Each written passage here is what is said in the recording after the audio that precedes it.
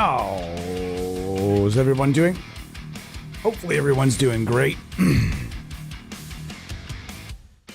I'm having myself a nice start to the day. I haven't been able to sleep for poop lately. And I like sleeping. Sleeping is nice. Sleeping is always very nice. So I'm hoping to get reacquainted with sleep at some point. It's the TASU, the AMSIM Universe stream playlist that's available. If you're ever curious as to what we're listening to here, this is the playlist, and you guys can go check it out on Spotify if you'd like. If not, that's totally fine. Guys, everybody's got their own thing. Today we're hanging out with some neural DSP stuff this afternoon. Here in Canada is the afternoon. I'm not sure what time it is in your part of the world, but thank you for being here. Episode 112, I do believe. I think. And we're going to hang out and play some guitar today. And we're going to start it off with Archetype Pliny. And we'll go through this. I like this. I like this plugin. This was the first Archetype. And in my opinion, it's still it's still the best. In fact, I still like this one better than the other ones. And you're wondering what that noise is in the background. We're making soup today. We're going to be making some soup around the house today. So we made some noise in the background to create the said soup. So yeah, we're going to have some fun today with some tones. How's it going, Pedro? How's it going? Anybody else in the chat? Feel free to say hello. Mostly neural DSP stuff today. Going to be in and out with some various impulse responses throughout the session. I'm going to be hopefully testing out this right here, Pulse from Lancaster Audio and Aurora DSP. Excited about this. If you've not seen it, it just came out, and it is it's a very handy looking loader. I have not tried it out at all, so I may try that out a little bit later in the stream. Also, testing out around the neural DSP stuff today will be the Atlas DSP. Does this stretch? Do you stretch? You don't stretch. Okay. There's no vector here. Either way, this is the Atlas DSP DI crank that is called Grind for some reason. And this is the Atlas DSP DI Hell, which is called Thal for some reason. It's very interesting to me. This one's called Thal, and this one is called Crank, but on the pedal, I'm not 100% sure. But either way, these are actually pretty cool. So I'm going to put these to work a little bit throughout the stream and in and out. Also, as usual, the Wavemind Protome Dead Horse will be hanging out in the stream with us as well. So we've got Archetype Corey Wong, Archetype Nolly, of course the X versions, Pliny X, got Fortin Cali Suite, one of my favorites, and also another one of my favorites, the NTS Suite. We're going to start with the NTS Suite actually today because it's been a little bit. And I like this plugin a lot. I find this plugin a lot of fun. So we're going to just chill out today. We're going to make some sounds, and hopefully you guys are down. And if you're in the chat, though, always say hi. My name is Tyler. Welcome to the AmpSim show. And what we do here is we just go over random tech. We end up way off the topic most of the time, talking all kinds of stuff. Talking about all kinds of stuff in the industry. Lots coming out right now. A whole bunch of stuff just came out. A whole bunch of developers just sent me stuff. Thanks so much to Quantum DSP, Atlas DSP, Polarity Audio. Has anybody heard about that yet? The Imperial? Has anybody tried it? I would like to know if it's any good. I have not yet tried it out. So, yeah, very exciting to get new stuff rolling through the desk. But I'm noticed. I'm not saying this about the current the developers I just mentioned. This is completely unrelated. But I have tried some stuff recently that, man, there are a lot of people trying to make some fast cash out there, and without putting in I'm going to argue to say without seemingly putting in a whole lot of work. I tried a couple things last week from a couple developers that just seemed like cookie cutter stuff that had graphics but no real feel for the tones, very cardboardy and plasticky, very profile / capture sounding, but worse. And it seems like there's like fast cash. So watch out for your fast cash companies out there, guys. Don't give them your cash. Okay, I'm not that just happened to come up right around the Quantum and Atlas. Atlas, I wouldn't be showcasing it right now in the Neural DSP stream if I didn't think it was pretty cool. So we're going to check that out today as we go. I've got the Hex drive and the Zool and everything else. And I'm, of course, as always, well, not as always, but as lately I've been armed with the Mindsinger Tempest here, armed with Aurora Tone pickups. Speaking of which, I'm happy to announce that we, the Amsterdam Universe, will be running a contest. It's going to be a riff contest of some sort. We have to nail down all the details just yet with both Aurora DSP and Aurora Tone pickups. And it'll be pretty fun. You're going to get something sweet. You're going to get the everything bundle. We've not figured out exactly what you're going to get from Aurora Tone just yet. But the rules are just upload a riff. Upload yourself playing a riff with an Aurora DSP plugin.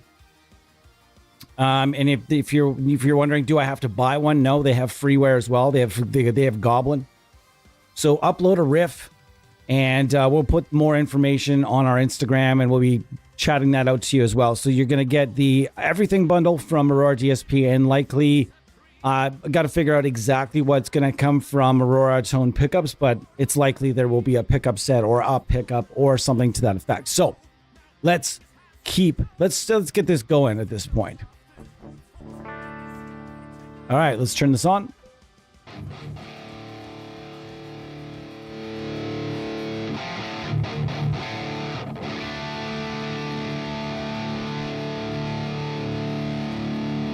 This is if you're curious, this is Fortin NTS Suite. And I'm pretty excited about this plugin. Who wouldn't be? I mean, it's an awesome plugin.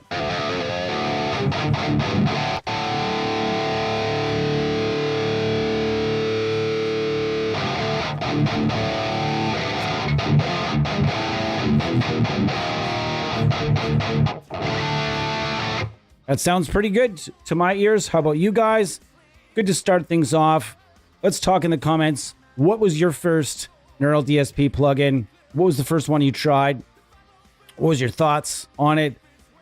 A lot of people are going to say Nameless X, but it wasn't for me. I actually did try the Dark Glass Ultra. I tried the free trial version of that before because somebody had sent it to me and said, hey, there's this new company. They're doing some stuff. You check this out. It's the bass plugin. So yeah, I gave it a shot, and lo and behold, it was actually pretty stunning.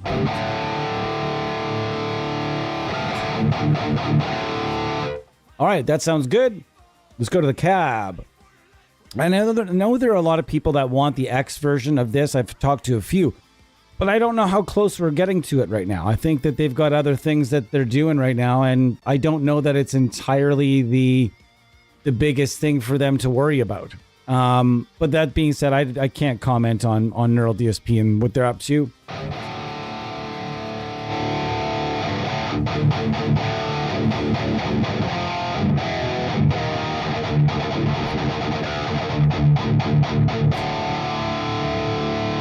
I've always really liked this plugin.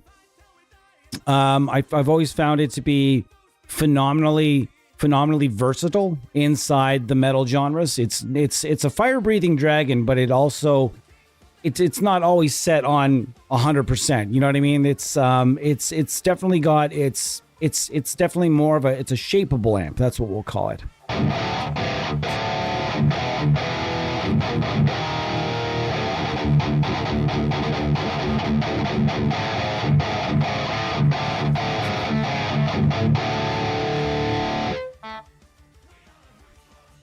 Oh, way back here. No, that's not the best place for it.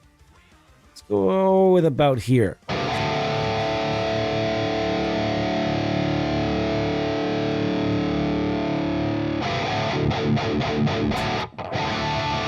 Little out. It's okay. So we're just getting warmed up today. It's been maybe a bit of a bummer day here. Not entirely. It's been a decent day. Sort of a lay around, figure some stuff out. Like I mentioned, I haven't been really sleeping all that well. I got to figure that shit out. Went back for a bit of a nap. Woke up feeling pretty good. Got the cats all over the place here today as usual.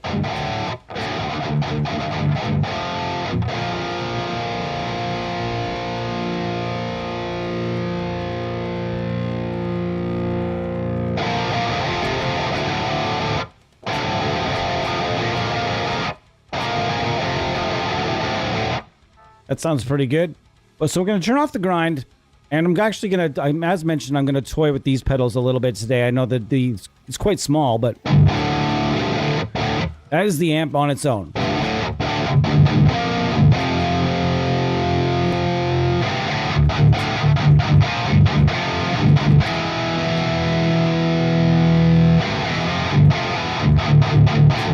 That sounds pretty good.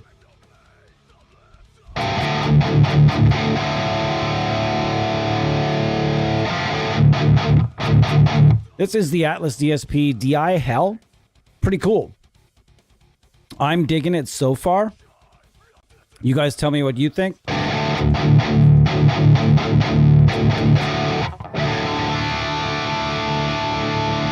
Little out there on that.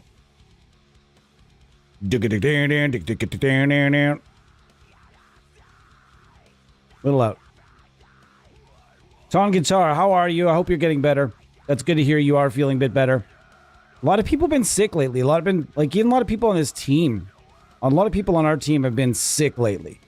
This is bullshit. This is number one bullshit.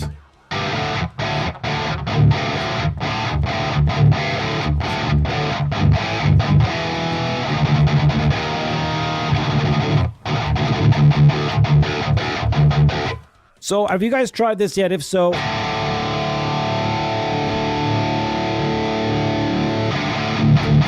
what do you guys think about it? It's new to me kind of today, yesterday, and I'm enjoying it so far.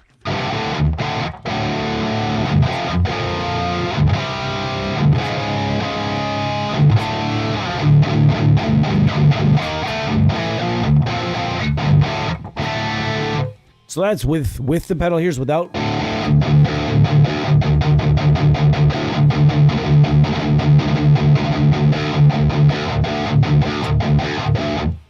All right, and with. I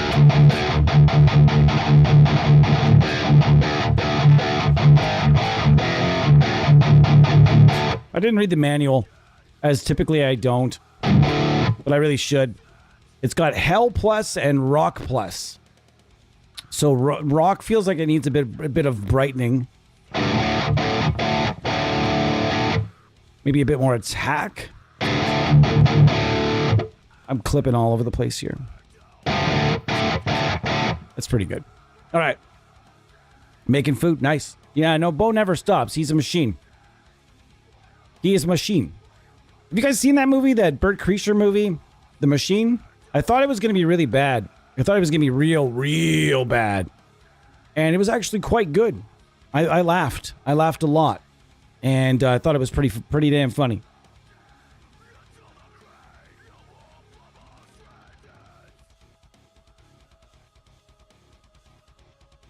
How's it going, everybody? It's nice to see everyone today. This is the DI Crank, aka Grind. Let's get that. So that's without. Here's with.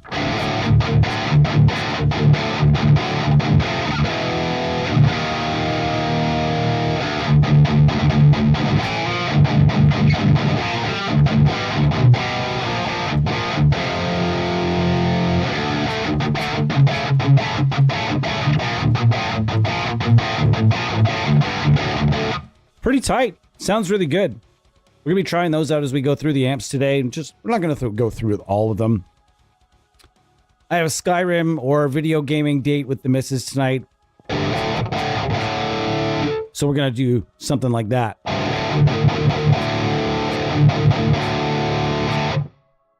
And so this is just, we're going to bring that presence up just a pinch. Whoa. You calm the fuck down.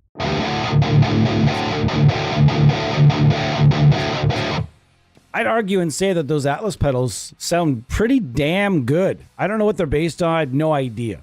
Not a damn clue. I know nothing about them. I just messaged Atlas and said, hey, can I try them things? They look neat. And they're like, yeah, we want you to try those things. They are neat. And that was basically it. Yeah, they are cool. They are very cool. And I'm going to go back to them actually for a sec here. Or wait, no, let's go to the grind for a sec. You can stack these too, but you got to be mindful of your settings. Don't just go in with, like, anytime you're stacking any pedals together, you're not going to go into it with the settings you'd use with that pedal on its own. Generally, you're going to want to be a little bit careful with the settings and blend them together. It would also be cool if you could kind of move these things around a little bit, but maybe it's just that I just don't generally like the grind pedal. Love the 33 and I love the grind. Sorry, I love the 33, but I don't love the grind. Never really have. The only time I really like the grind is when I'm using an EMG 81. I don't know. Some people absolutely love the grind, and I think with any one knob boost or any one knob pedal, it is going to be right down to the simplistics of, do you like it or do you not? Because they're always going to do, either you like them or you don't. That's pretty much it. There's never going to be a gray area with a one knob boost pedal of any kind, I think, because it's always going to it's going to add accent, and it's going to do something that's in a certain frequency, and either you like that frequency and like what that one knob is doing, or you don't. And in this case, I don't like the grind, never really have. This is a fantastic software version of it, and I know because it does exactly the same thing the hardware version does that I don't like.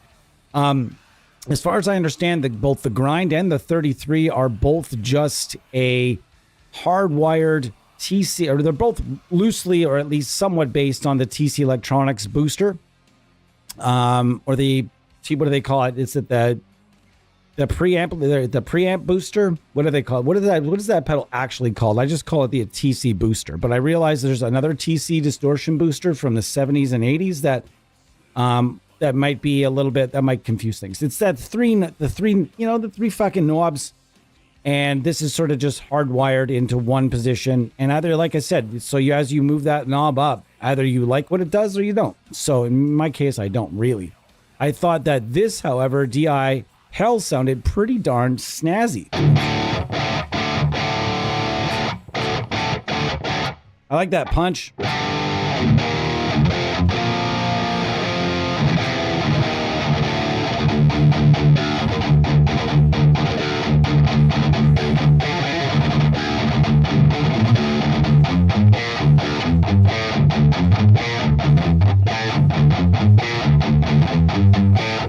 How's it going, Baritone Goat? Baritone Goat Studio, if you're not familiar, has some terrific content. Make sure you check out his channel. He's got some really great stuff. Been doing a lot of guitar purchasing lately, sir.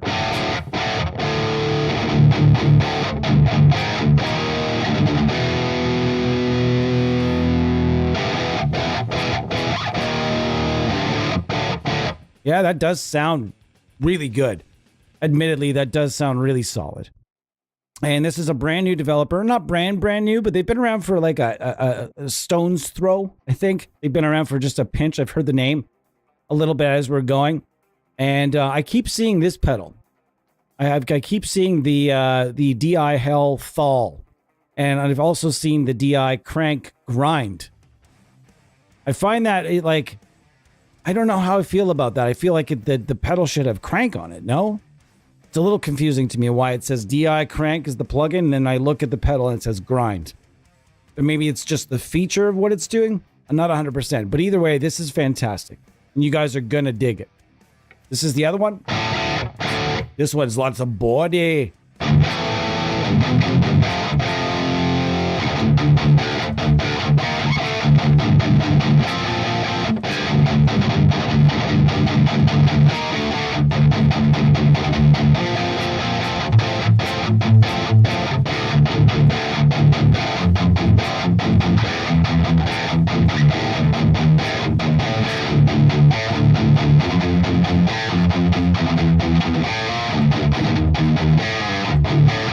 Yeah. Very modern. Very fucking modern sounding. I like it. I dig it. Now let's throw the dead horse in for funskies, because I usually like to do that. So this is...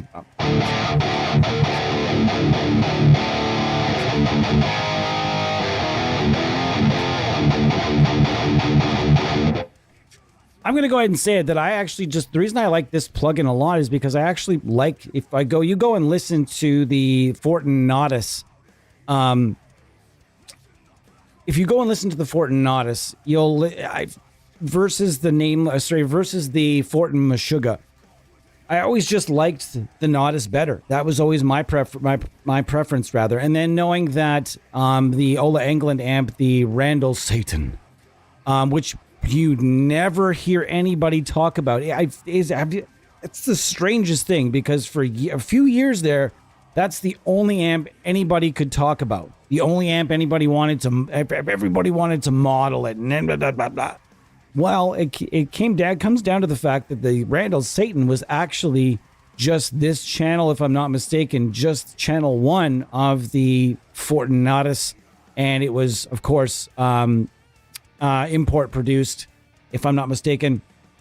And those amps are just like, they're very, very hard to find now. Very hard to find. Can I use the Nembrini 808 for a comparison a little bit? Sure, I can do that. When I use 2 boosts, it's usually one set for minor boost and coloration. The second boost to add more boost and tighten things up. Absolutely. 100% agreed. Yes, the TC integrated preamp. Thank you so much. And I think the Aurora DSP has the Unify preamplifier here. If you guys want that sound, check it out. They have it, and it's free. You can go get that right now, 100%. Get that for free and get it in your collection, because this is a gooder. If I was setting this to how I would set up something else, this is roughly how I was going to go about it. Anyway.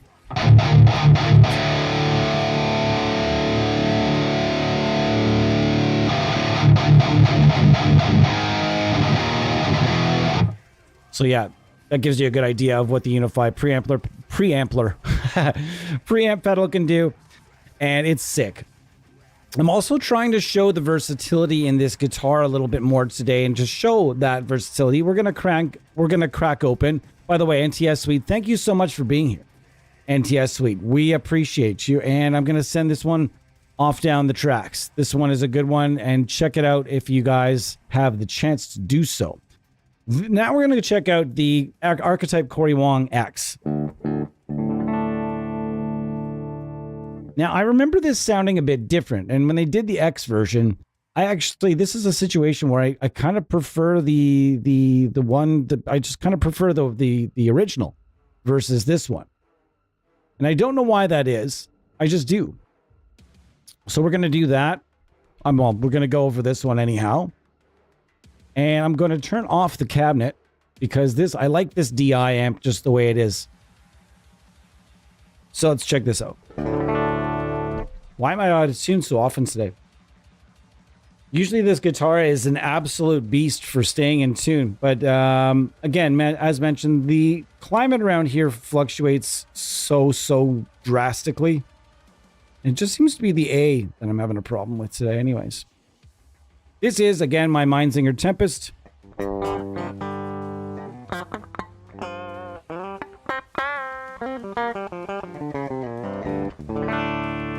Yes, it's quite dry.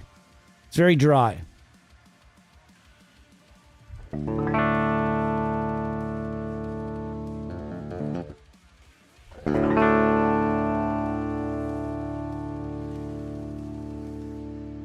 We're going to compress it a bit. I don't want too much tube saturation.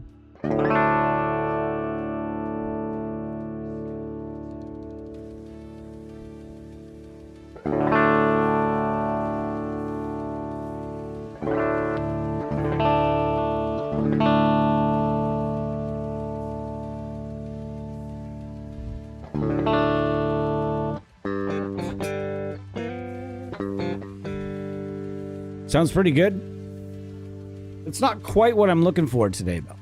I'm looking for cleans, but this is a clean machine, but it's not the clean machine that I want it to be today. So I'm going to move along with this one. Not to say you guys have seen plenty of different tones that I've pulled out of that one, and they've all sounded really pretty solid. So yeah, we're going to go with this for now. We're going to go with the Nolly plugin.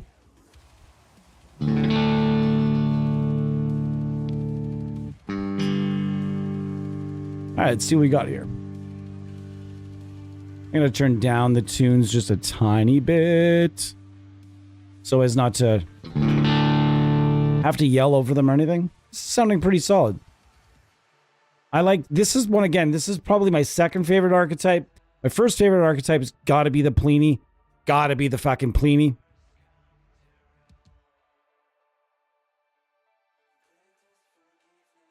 Sorry, I'm just reading through the comments here. The Satan fell out of popularity when Noel ended. Yeah, but he ended his endorsement. I understand that he ended his endorsement. I get that. But for the amp to just like, it went literally off a cliff. Normally that would make, you'd think that would make the amp a little bit more valuable and more sought after. But then it just sort of went away, where I thought that was kind of strange.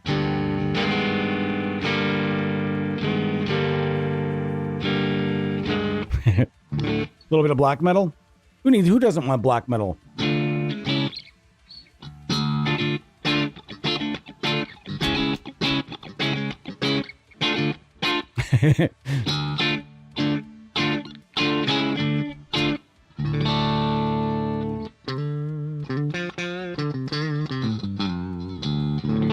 That's a wonderful sounding clean tone. Always has been, though.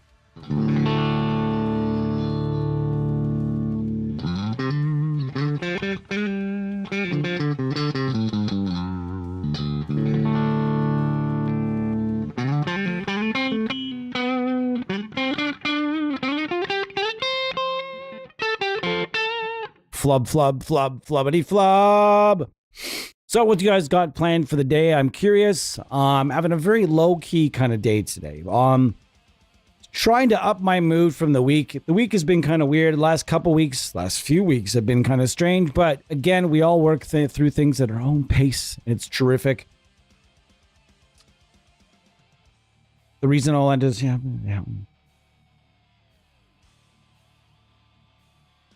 Who, Randall? Yeah, I mean, Randall, I understand why the two didn't end up working out together. I get it.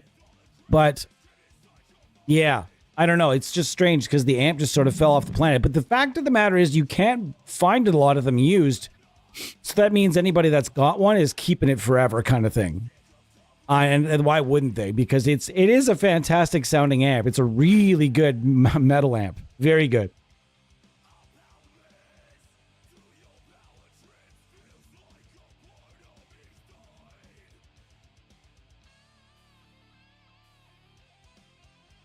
Just reading through, even Ola used to.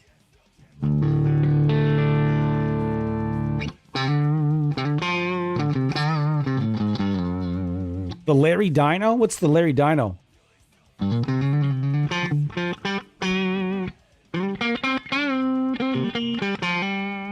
right, we've got a nice tone happening right now. Let's go with a little bit of delay, a little bit of verb. Actually, you know, I'm going to go with mine instead because I just feel like it.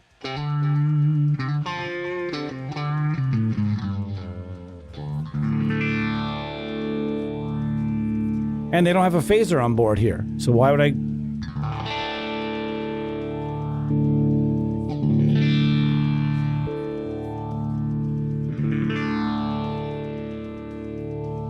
This is free, by the way. You can go get Dr. Phase for nothing over at Audiority right now. Another thing you can get at Audiority is our collaboration with them, The Sword, which I'm going to throw in and out at some point today. Fantastic fun and very useful little tool that you can use on not just guitar, but bass. You can use it on vocals if you want to. It's absolutely okay to use it pretty much wherever you want. So check that if you have an option. Well, you do have the option. If you have the time and you have the space in your collection, we'll say. I would turn mine off. We'll turn theirs on.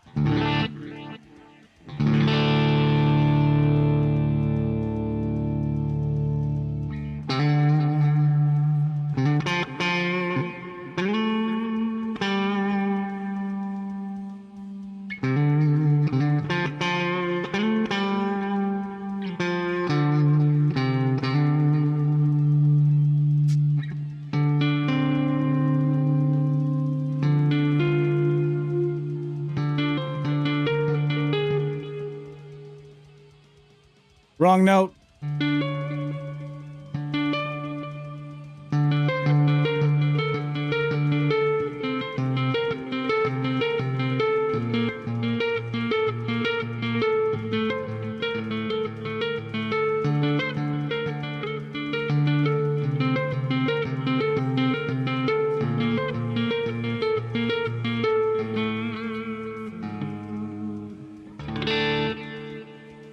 That sounds nice. It does. I mean, this plugin does a lot of different things. And I knew if I wanted a really nice clean tone, you can go here, or you can head over to Pliny. We're going to be going in between a bunch of different plugins today. We're going to hang out with Pliny as well a little bit. And if there's anything you guys really want to hear, let me know. If I have it installed, I'm all about it. If I don't have it installed, chances are I've eaten up my free trial on it anyways. So the stuff you're seeing is either stuff I purchased or the stuff that I got from Neural way back in the day. Yeah.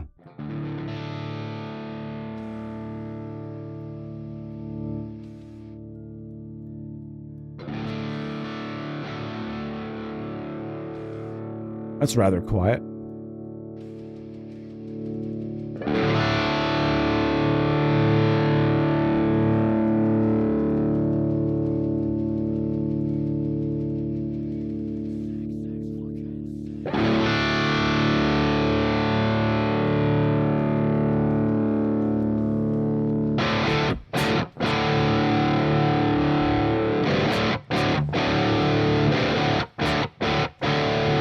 Does anybody else out there feel like the some of these amps changed a little bit between the X version and the original version? I feel like some of the amps have changed. I'm almost certain to like even the Corey Wong, that funk machine, the little thing in the front is usually super bright, but the X version, it seems to be rather dark. I don't know.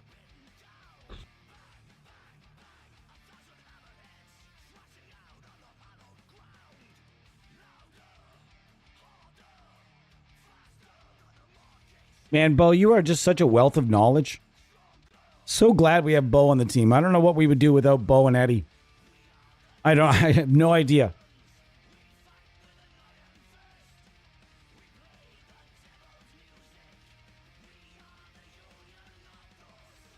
Nice.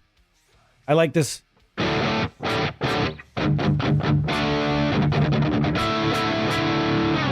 One of my very favorite bands on planet Earth, Propaganda. They just put out a new song, and I wanted to make sure I added it to our list because, man, it is a banger. It is a banger. I'm going to make sure we add it to our list.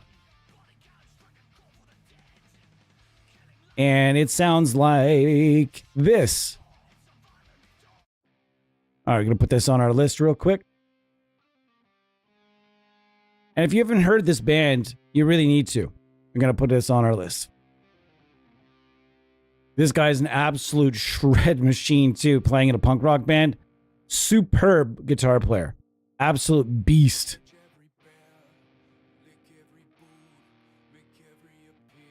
Just trying to read through, guys. The IRs, for sure, they pass a nil test between the original and the X versions. Neural claimed that the tone in the amps didn't change for the X version, but I have my doubts considering they teased their amps hooked up. Okay, yeah. Interesting. Very interesting. I definitely feel they've changed in some way, shape, or form, which is why I like that they didn't just replace it and they left the original versions online. Because when you don't do that, you're abandoning somebody at some point. You're abandoning somebody that really liked it the way it was. And that's not always a good thing, guys. All right, let's keep going. And this is Propaganda's new song, At Peace. They're a very politically charged band, which means right about now they're probably mad a lot of shit. So if you dig that, that's cool. If you don't dig lyrics, that's no problem. Neither do I. I've been listening to that band since I was 15, and I have no idea what the words are to some of my favorite songs by them. No care in the fucking universe.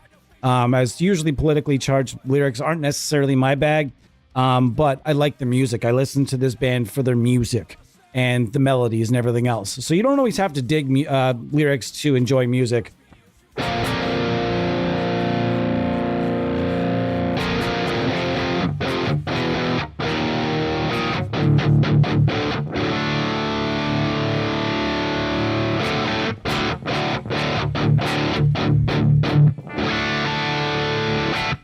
Doesn't this have a compressor engaged in there? No, it used to, though. Weird. Took that out. They've also added some stuff, like I think the octaver's new to this one.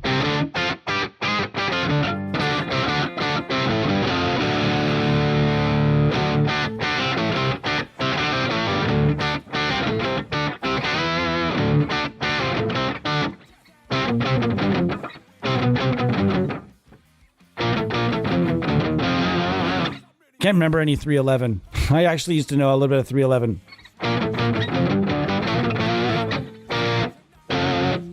I can't remember. Okay. We're having a day today. We're having a day. What are you guys gaming on? Do tell me that as well. I'm always curious. This also didn't used to have a fuzz, but that's kind of cool. They added that.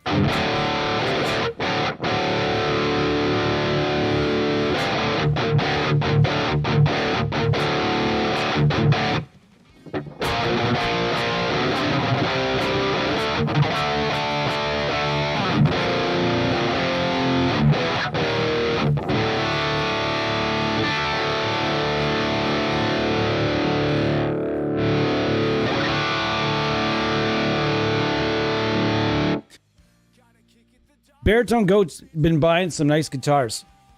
I want to point that out again. Are those Firefly guitars worth it, or are they junk? I've been wanting a Firefly, but I don't see the reason to get one at this point just yet. But I kind of want one, but I kind of don't. But I kind of want one. There's those like Lucite. You remember those? Was it Ampeg bought them out, but I can't remember what the original brand. Armstrong? Was it Armstrong? The Lucite guitars from back in the 70s. Dave Grohl plays one. Lots of dudes play them. I've always wanted one of those.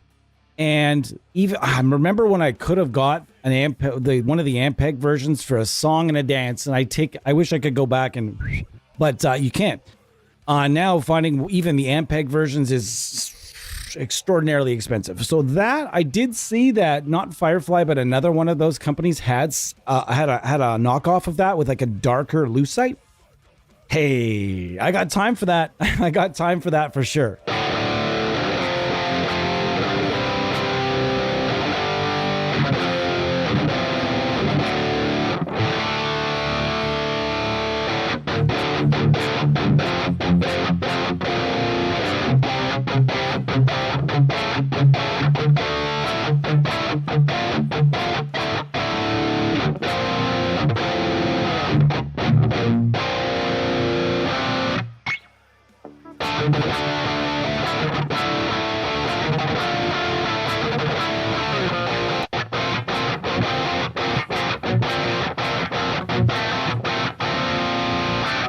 That's a nice chord.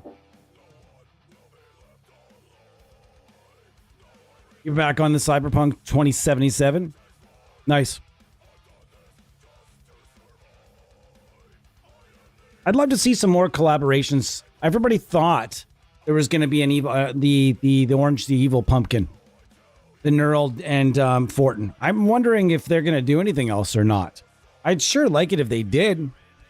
I can understand why they took a break from it, because they wanted to get to some other brands and not just, beat the one brand into the ground, which would have also been fine. I mean, I don't think anybody would have complained about a whole series of Fortins from Neural.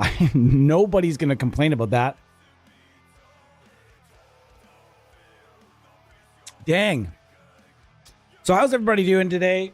I'm doing absolutely in the middle. Let's bring that up a shelf. Let's bring that up 2 shelves even.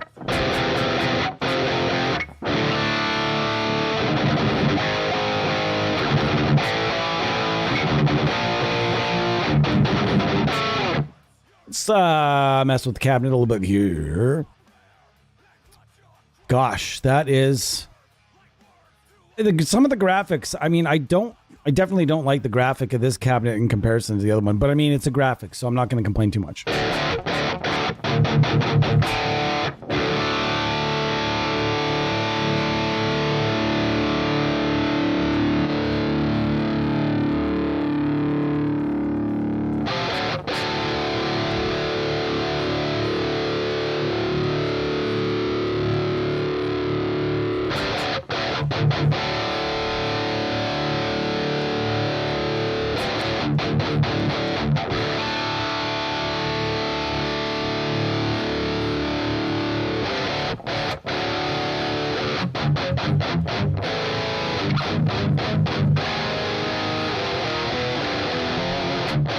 going on, Cody? How are you? Nice to see you, sir. We're checking out Neural DSP's Archetype Pliny X, which I'm going to go ahead and say I remember liking the other one better. I mean, I think I still have it installed, and we could do a back-to-back, side-by-side type of thing, but I mean, I was just going to just keep playing some guitar.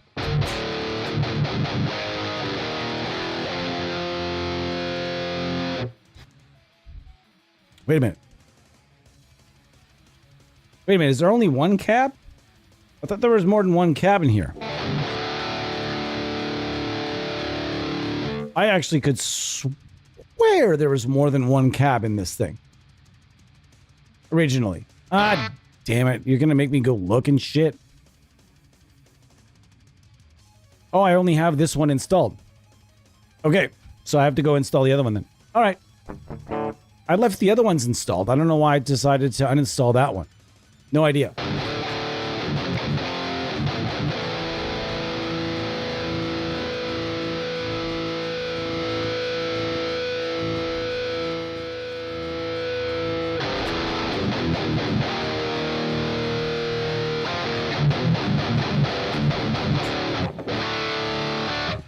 It sounded good, don't get me wrong.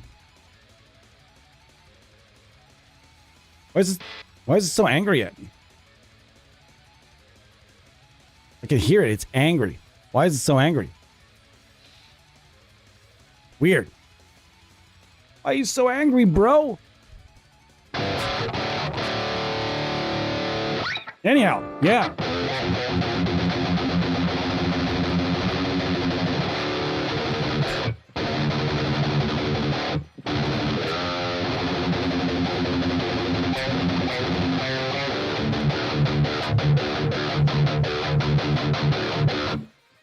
So you guys have heard Pliny now. We're going to kick Pliny on out. We're just going to continue our tone search.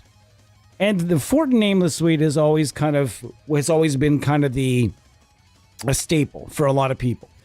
But it's funny. I'm not knocking Neural DSP by saying this. But once upon a time, I can remember this being, or the original Nameless suite being so far and above all the other stuff. And then over time, I'm going to be honest and straight here, guys. A lot of plugins caught up. They did. A lot of companies caught up in that race. And now there's a lot on the market right now.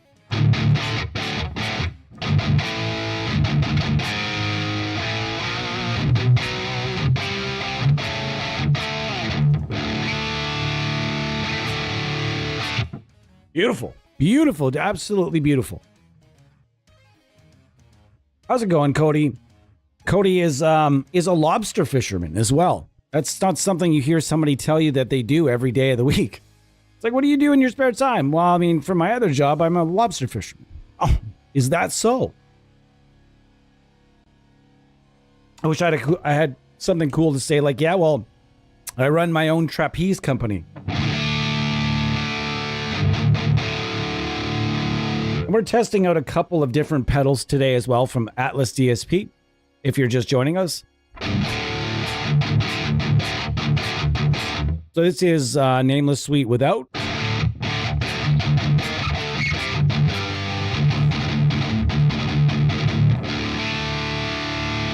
And with.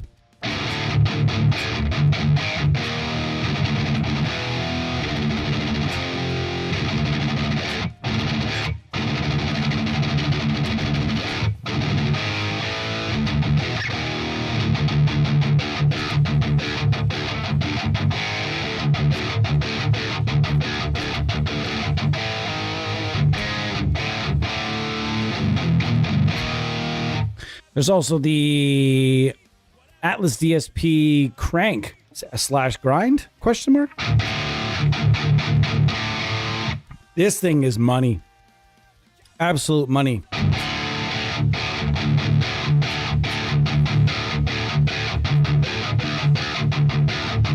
Yeah, I really like this one. I like this one more than DI Hell, but it's really, that's up to you. It's your choice. Skins, we'll go with the original look.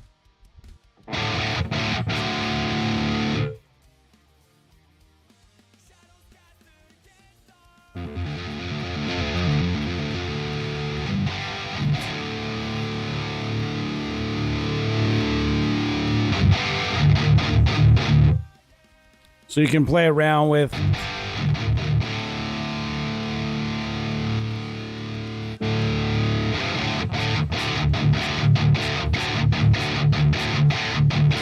Nice.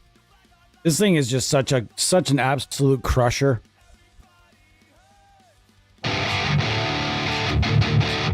Yeah, wow. Wow. And I mean, I've always really enjoyed the cabinets that they gave you with this one.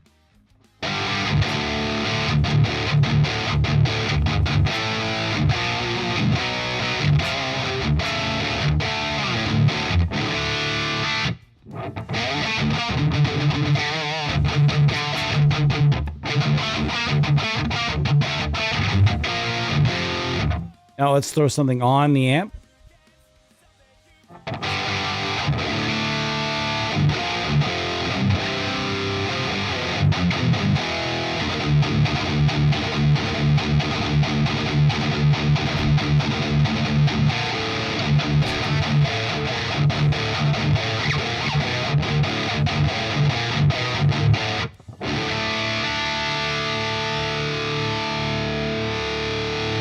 Yeah. Getting a little bit of the grind action. Not really my bag, but for some people, man, the grind is the way to go.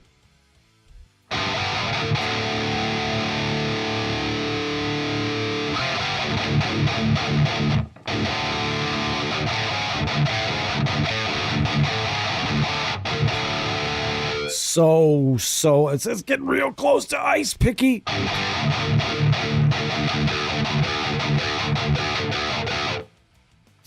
I'm just gonna do it. This one I know I have installed. And we're gonna do it. We're just gonna go side by side, and I'm gonna find out right now with pretty much the same settings as I was just using, find out which I like more. Let's go again here. I like this one better already. Like, I can tell you, I like the original version. I just like it better.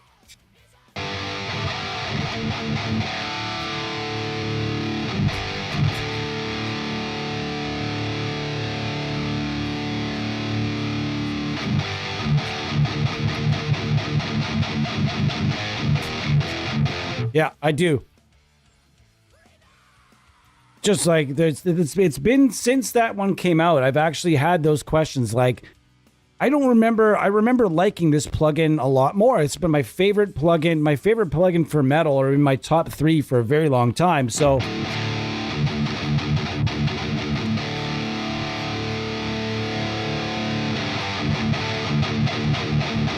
yeah, I like this one. I just like it better. I don't know what to tell you.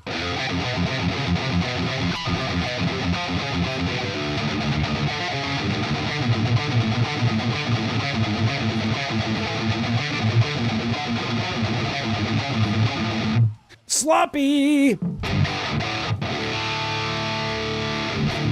Yeah.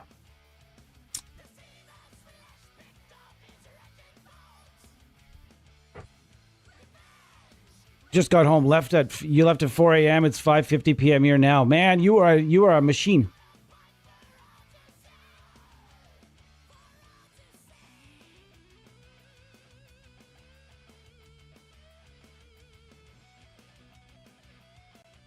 Reading through. I just saw some Cyrillic. What happened there? Oh, wait. Never mind. How do you say that name? I have no idea how to say your name, but welcome to the channel. What can I call you? Because I can't read Cyrillic. I can speak like 25 words of Russian, though.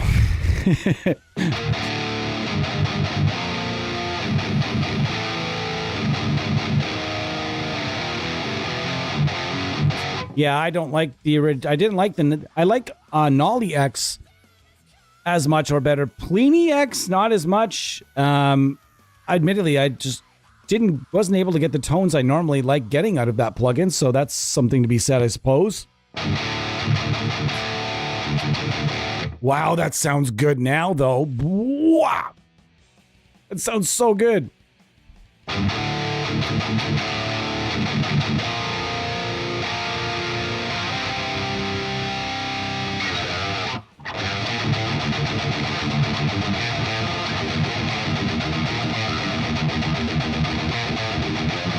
Oh, that's sloppy.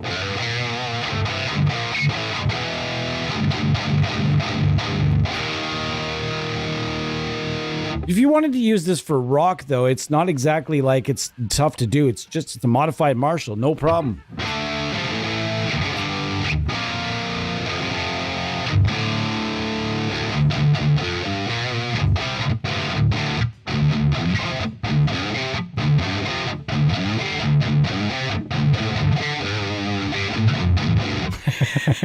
I learned it off the top of my head. Hold on.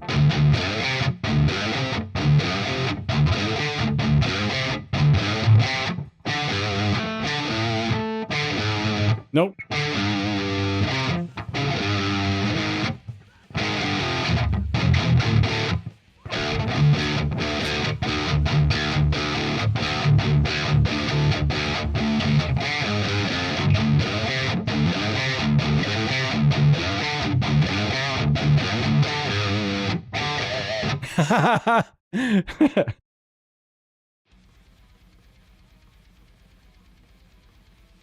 Thanks, man. Appreciate it. Some of the tone, I'm not going to say, to be honest, I would say like a good portion of the tones, these pickups in this beautiful, beautiful guitar, though. Don't forget, pickups can get you a long way. And as we like to recommend a lot, Aurora Tone Pickups, wonderful, wonderful sponsor of the channel. Cody has become not only a sponsor, but part of the community here, which is fucking rad. Fucking rad. You're going to be hearing a lot more about that company. Just based on what I'm trying now. If this was the first set of pickups that Cody ever did, which it isn't, if this was the first set and I was getting to try the first prototypes, I would still be saying, wow, this is gonna, if you keep pumping this stuff out, this is good, this is really well made, and this is wonderful sounding stuff. And I'm really liking the grind pedal right now for some reason. I don't know why.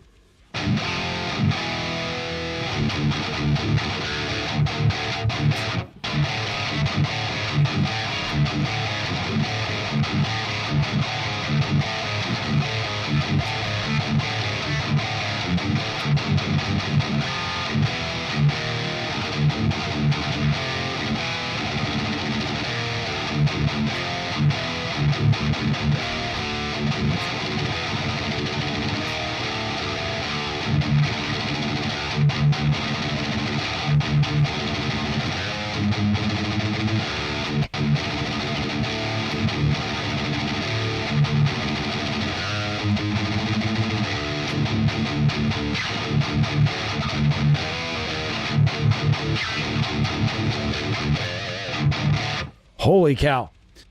So yeah, I like the grind pedal.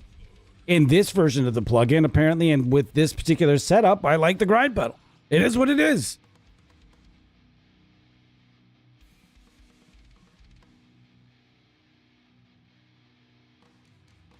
Interesting. Alnico 9 magnet.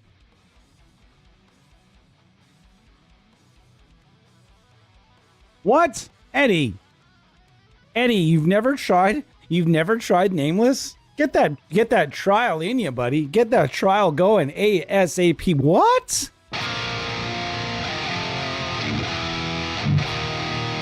I feel like my best friend just told me he was a vegan. I'm just kidding. No shots at all the vegans out there. Holy cow! Like the note, like the response right now. I'm gonna save this. We're gonna call it beef. As always, beef. You guys know that when I make a preset for a plugin, usually I call on the spot. It's always called beef with a lot of ease. All right.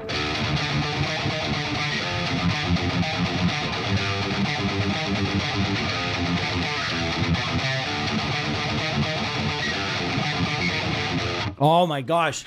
You gotta love when you can't play your old material. Let's try again.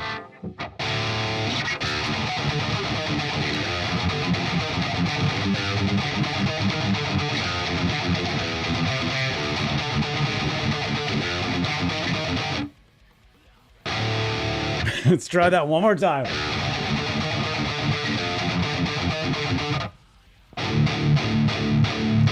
I have this recorded. No, we're not. How the fuck? How weird is it that I didn't even hear the song we were listening to, and it's the song I was just trying to play? What the actual fuck was that? Let's try this. This is the riff I was just trying to play.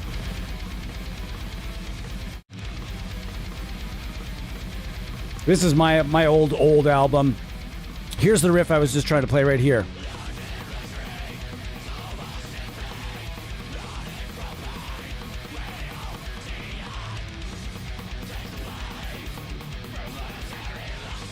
Nice.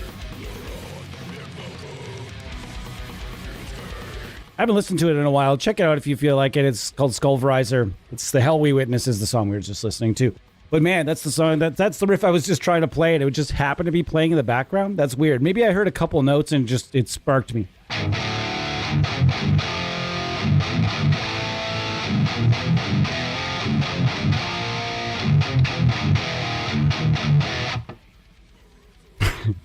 I believe in my wrist.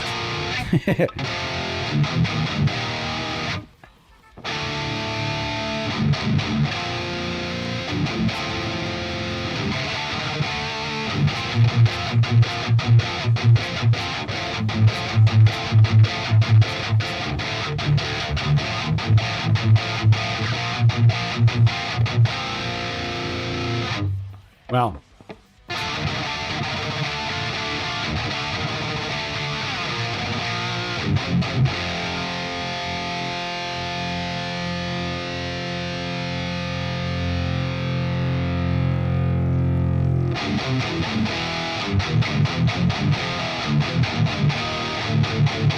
Man, chug, chug, chug.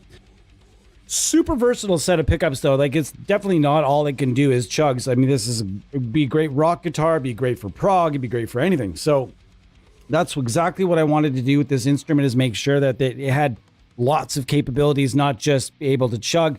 However, that being said, I've got another pickup just over there, also from Aurora Tone, called the Colossus. And now that thing is not really, it's always set to kill. 100% straight up setting to maim and hurt things and all that. So these pickups are just sort of like, man, we're going to go with the flow and do whatever you'd like us to do.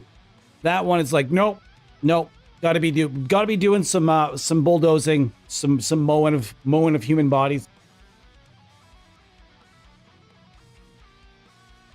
So if high output is your thing, check out the 19.5K resistance Colossus.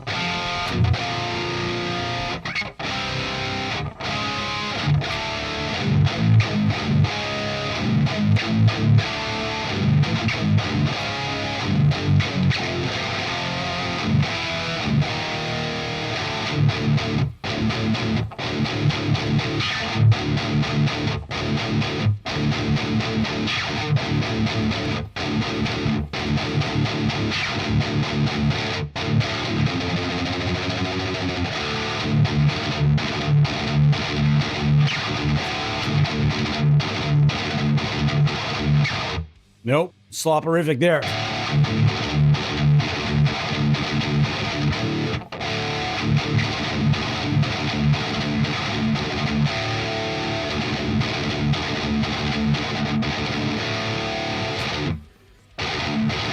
Wow, that just cuts so nicely.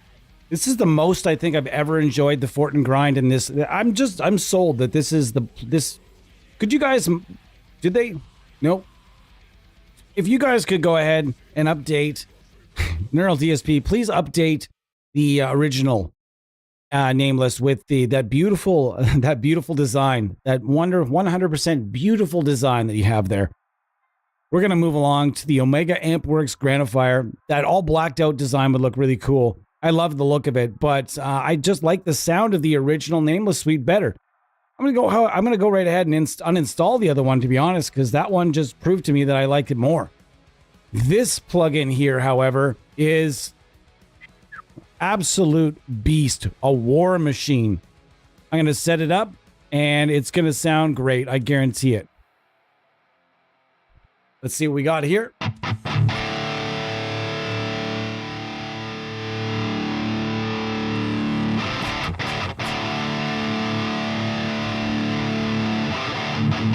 Oh, this thing sounds so good. Such a massive and awesome sounding plugin, guys.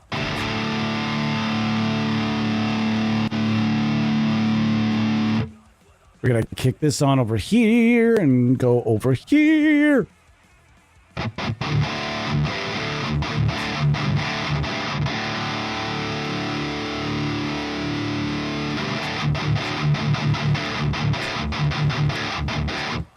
Beautiful. Just beautiful. Now, they say when you want to use the pedal, it's ideal to go on the low setting. And we'll do that. But I mean, both the settings sound really good. I love mode 3. And here comes Eddie. This is Eddie's baby right here.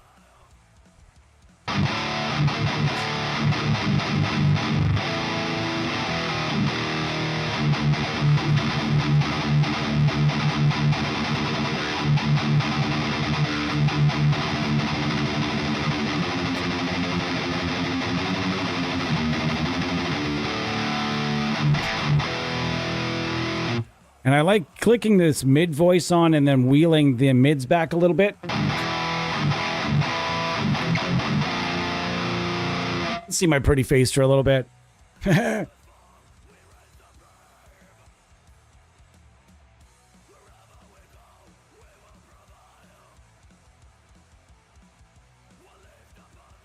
For sure, I dig the Grandifier.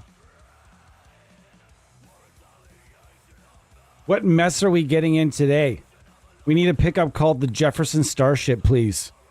What would that be, though? What would that be? Did it build this city? Build this city of rock and roll?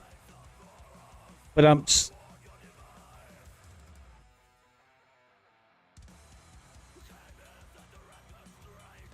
we actually used that just before you dropped in. The Fortin NTS suite is a savage monster. It is. It's a savage monster. We can bring that right on back in, though, later on, if you'd like. Happy to do it again, though. So here's the question. Cody, I have a question.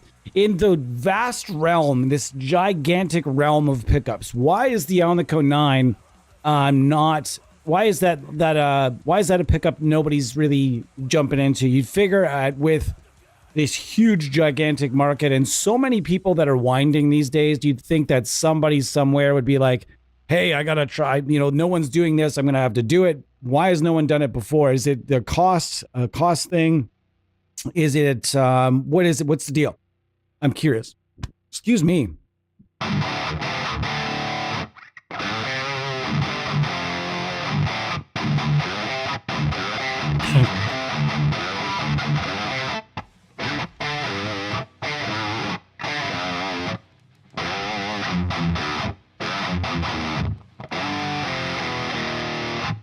I'm trying to play a Nickelback song with inferiority.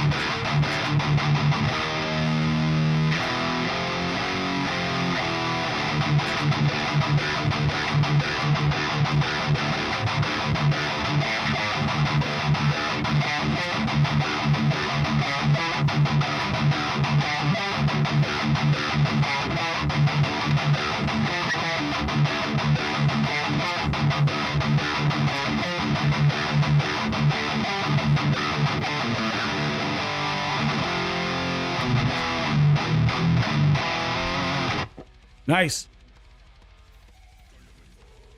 Fortin Cali and Gojira are my S tier amps. What's that? What's S tier? Does that mean like those are the topsy tops? It's never, so the magnet itself's never really been offered. So what do you mean? Like obviously the magnet has existed, or is it just sort of a newer magnet? Is what you're saying? I see. very hard to find, not commonly made. So does that mean that they're very expensive and it wouldn't be something you'd be able to mass produce long term? It would kind of suck to come up with a really absolutely killer, insane, amazing proto and have people be like, yeah, we like it. And then, just to not be able to facilitate more of those sales, right? What is that something? S tier is one above A tier. Nice. Okay, got you. In disc golf, A tier is the top. So when I see A tier, I think A tier, but then there's S tier, which means professional. So I could see that. I'm used to hearing, when I hear the tier system as a disc golfer, I think of A, B, C tiers.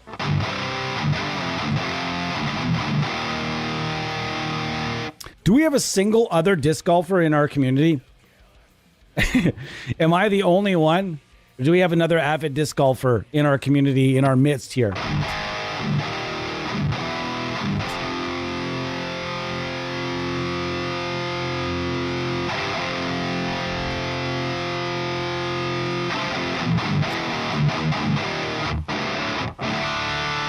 Holy cow.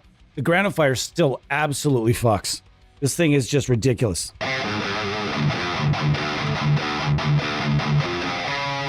Eddie, I knew you used to.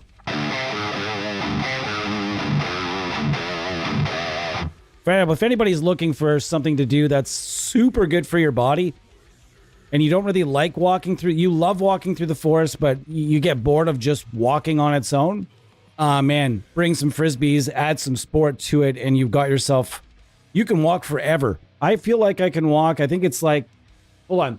How many days is it to walk, to do the course at Boulevard? 2 to 4. That's your estimate. I heard so. It's something that for my main course, it's like 3 point. Somebody had said it's 3 point something K to walk. That's kilometers. For you Americans, that'd be like eagles per freedom.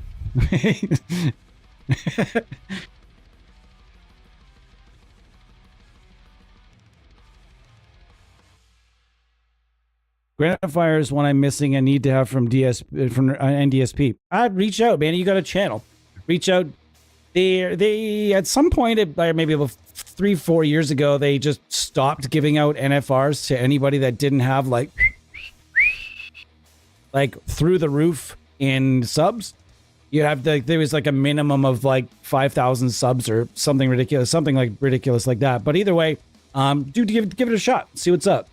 But I mean, Neural DSP also has sales, lots of sales. It never hurts to ask, because you may catch an AR guy on a really good day where he's feeling generous. Like, yeah, you know what? This guy's got a cool channel. Fuck it, I'm gonna give it to him. But you never know. But the worst they're gonna say is, nah, sorry, you got to come back when you have more subs. That's fine too. It's fine to have that parameter. For me personally, I don't look at, when I'm doing AR work, I don't look at subs and followers as much as I look at the quality of the human being, their ability to sell things, not necessarily sell things, but showcase them, promote them, the quality of their content, like meaning the video and the audio quality. These are the things I think more developers should look at as opposed to subs and followers necessarily. But at that, nonetheless, a lot of developers will have that benchmark, and it's okay to have that. But either way, the Neural DSP also has a lot of sales. They never used to have sales. Ever used to have sales. Like never, ever. And now they have sales. They're not frequent, but when they do have a sale, they usually blow things out pretty good, 40 and 50% off. So I just wait for one of those, snap this baby up forthwith. Just because this thing is it's fucking amazing.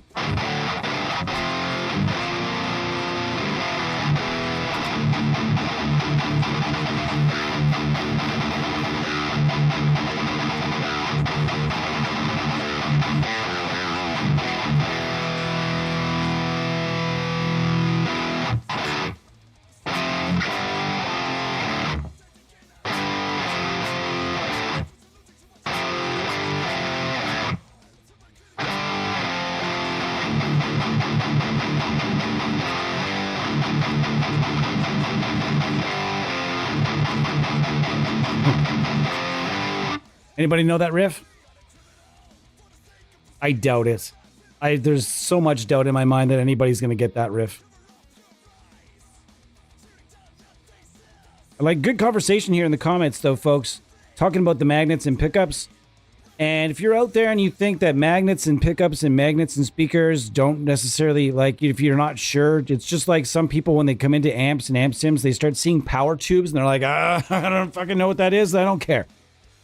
You should care. Care about the magnets, care about the power tubes, care about preamp tubes. You can care about a little bit less. You shoot me, go ahead. I don't care. But power amp tubes you care about a little. I would say you probably, they do influence things. You want to care about anything that influences your tone. And with magnets and pickups, boy, have I learned a lot over the years about how different they really are. So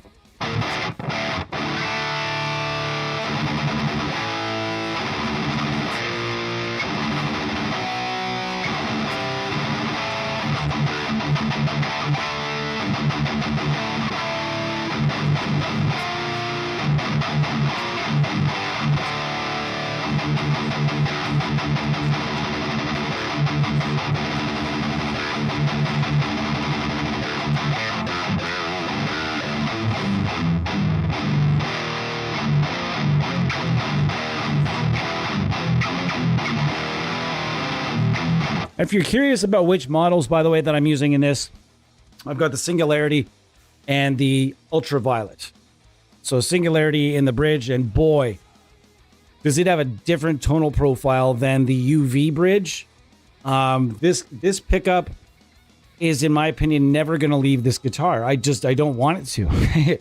I don't want it to leave. This is now a complete instrument and will remain such. It sounds great. It plays great. There's nothing I need to change about it.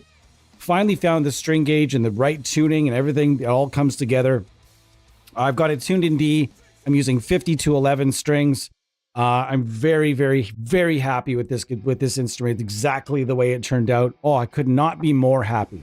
Could not be happier.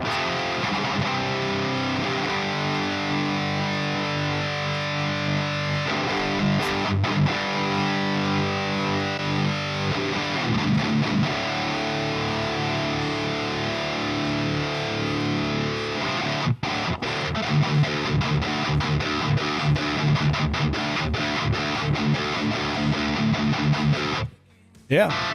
Hell yeah. And there's a bunch of different, well, not a bunch. There's a couple of different speakers and a bunch of different mics in here. So make sure you check a bunch of all the different stuff that's available inside the box here. This is not a cheap amp. This is not a cheap amp. If you want to buy one and they do sell it, the Granifier. But it had a different name before, did it not? Was it called the Obsidian before? Which one was the Obsidian? There's another amp. And this is a simplified version of the other one, if I'm not mistaken. Am I mistaken? I don't know. If I'm not mistaken, there's another version that's a little bit more complex. That is something else. Does Mick Thompson still use Omega Ampworks? Or does he once again jump ship to another company? The guy never takes an amp endorsement either, it seems. It seems like both him and Jim Root, actually. The guitar endorsements, yes. Amp endorsements, not so much. Or am I wrong about that as well?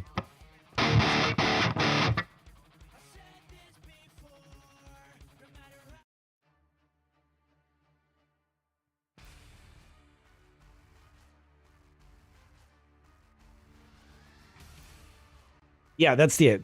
The Obsidian model is a separate amp. That's what I meant, though. It's a separate amp, but is this not one of the channels from that amp? Because that's originally what I read. Is that the Granifier was a single channel of one of their other amps. That was a multi-channel amp. They just took, kind of like the Randall Satan did from the Nodus, and they took the one channel and inserted it in there. Yeah, that's right. He did have that signature orange for a bit. But like Mick Thompson will change guitar endorsements. It seems like he changes like every couple of years.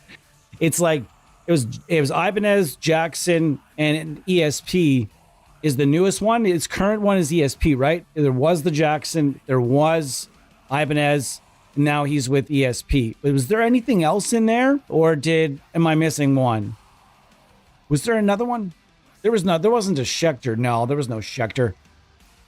And he has pickup endorsements as well, whereas so does Jim Root with the EMG thing.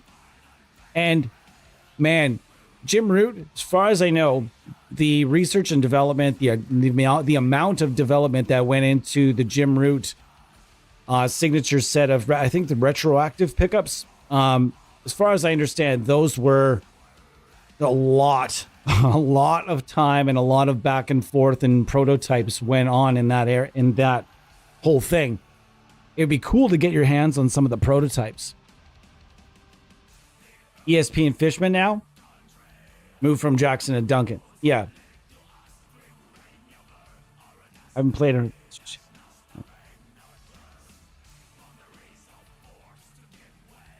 Anyways, thanks for joining us on a wonderful and chillaxed and lazy Saturday. Going to be on here for about another 40 minutes, probably, or so, and just hanging out with a bunch of randomness. Going to get to Fortin Cali Suite as well. And if you've not used this one is also huge. But before I do that, actually, I'm going to go and I'm going to turn off this pedal for a second. And I'm going to go to those pedals we're trying out from Atlas DSP, the Crank and the Crank and Hell. But Hell says Thal and Crank says Grind. So I'm I'm confused. That to me, if I was part of the production or part of the development team, my hand would be up. Be like, hey, hello. Why does this and why can it not just say this and this? But nonetheless, names aren't everything. Wow. Okay, so it's just without.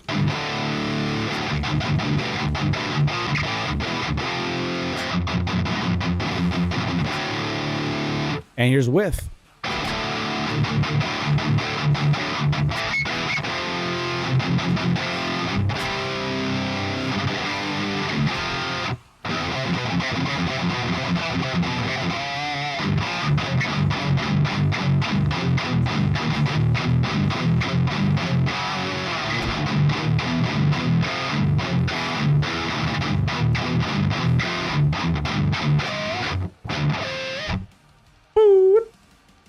So it's pretty cool.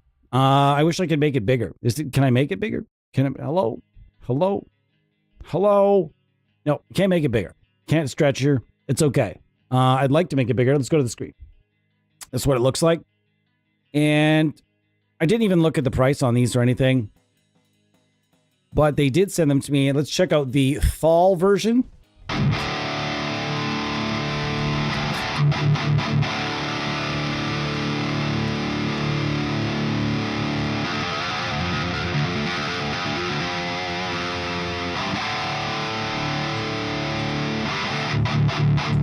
That's definitely very, very modern.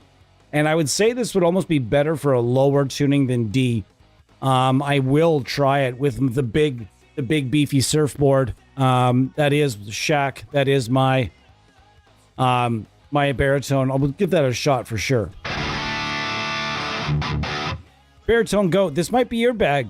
Check out the Atlas DSP DI Hell Fall, because as you might think, Baritone Goat Studio does play a lot in low tunings, as you might think. Or does he tune all of his baritones to standard E? Can you imagine? Bro, you've got a 30-inch scale? What do you have that tuned to? E? Oh, low E? Nah, standard E, bro. So I can play some Enter Sandman. Got a tune in 46s.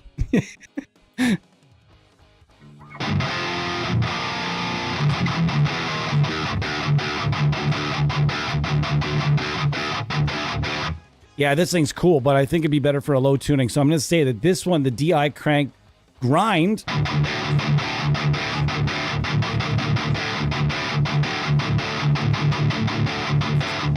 yep, that is very much where I park my car. I'm going to give these guys a big old high five on this. Sounds great.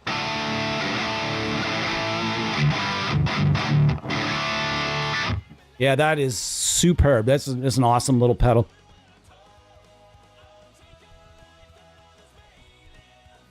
Man, how good is the Offspring at making like there might not be a better band on the planet at doing the woes.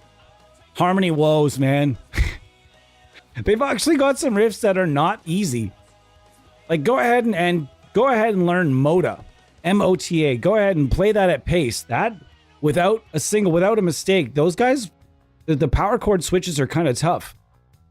Even in Pretty Fly for a White Guy, you might think, okay, that song's ridiculous. It is a ridiculous song. It's not one of my favorites. I don't like it's kind of a fun song, though. It's got that nice riff, though.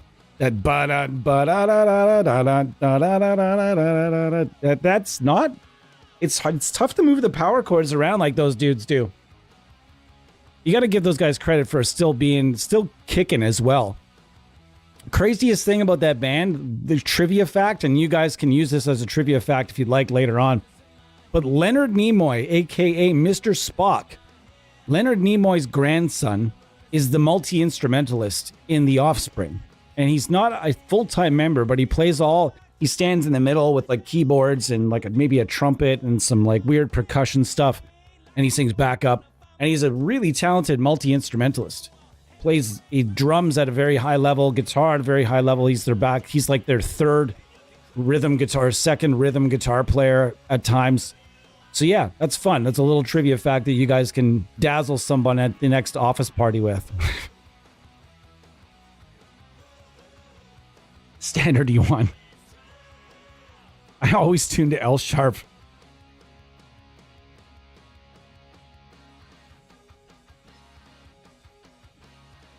You know what? It doesn't though. I played Enter Sandman in the low E. Man, that's what I've got my baritone boy, the big boy, set up to right now. And I played the couple of Metallica songs, but just without power chords and more single noting it. It sounds pretty huge. It doesn't sound bad. Doesn't sound bad at all. All right, let's go on to Fortin Cali. I almost got there, and Eddie was probably like, "Yeah, oh, took it away. He took it away." So we're going to use this. This is not one of the ones I'm most familiar with. So we'll see what we can do here.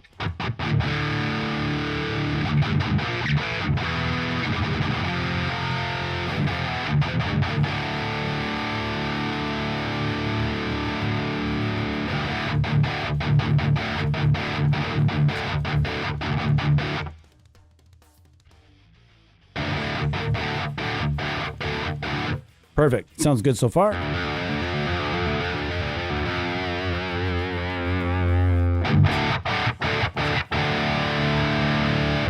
Sizzly.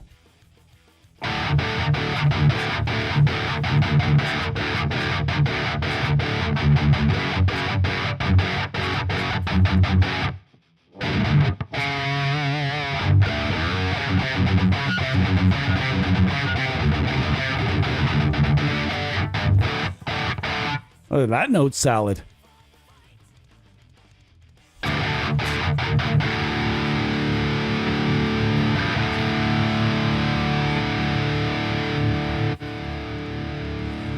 I didn't want to do that.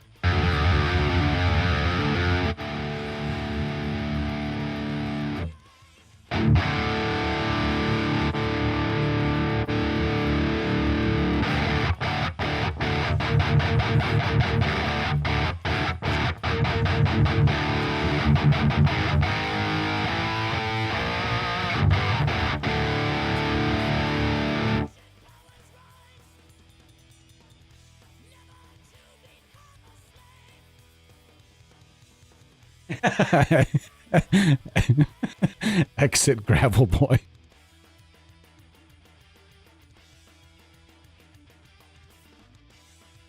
You had problems with that pedal? Was it crashing?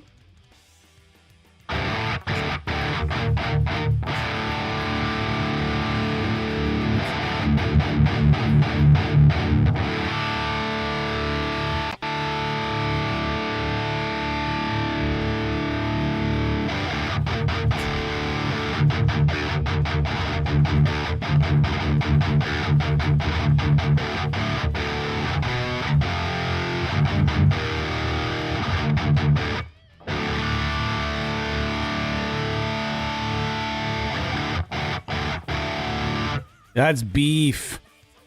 Beef.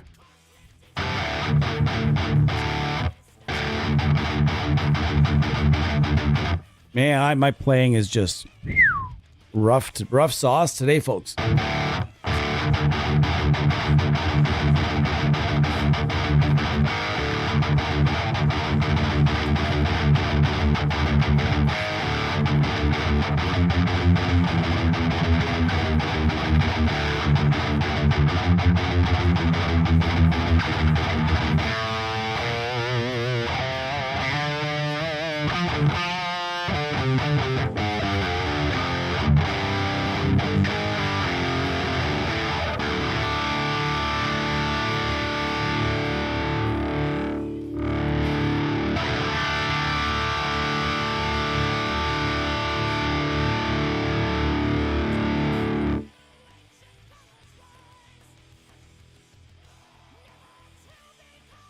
You know what? The guys here on Baritone, a lot of the guys here have been talking a lot about the synergy stuff. And Bo, you have a synergy, right? Do you have that? You have the synergy amp?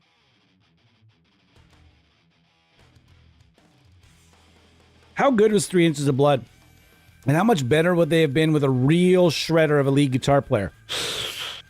That was the drop ball for that band. When you'd watch and you'd hear that unreal singer, those unreal riffs and some harmony solos, and then you'd be waiting around like, where's the guy that's going to come out and stand like on the little box on the front with the light on him? Where is he? You know, and then nobody steps up for solos. Yeah, dropped a ball. It's a dropped ball. That's one.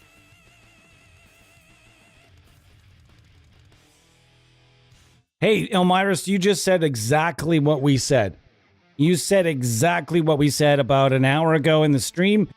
Yes, Neural DSP was at one point in time, they were shades above.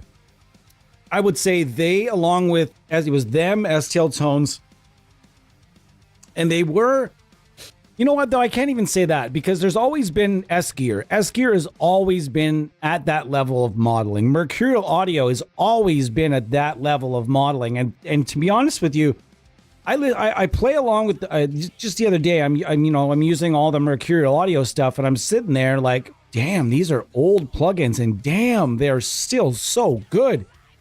And they perform, Mercurial Audio has always performed right along with Neural DSP. As have Plugin Alliance Brainworks, pretty close. They've always been kind of close. But Neural DSP was the company that really wanted, they spent more money on advertising, on influencers and such, and their tech has always been at the top of the heap. Like you said, though, Amiris, all the other companies started figuring shit out. What are they doing that's up here, and what can we do to get up here? Now it's not 2 or 3 companies or 4 companies at the top, certainly not the way that some people think.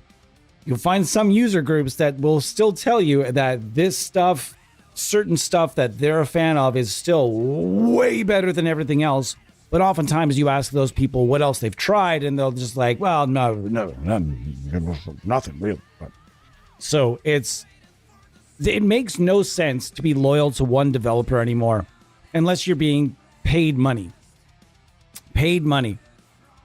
Even just to get free plugins to me anymore, it doesn't equate, in my opinion.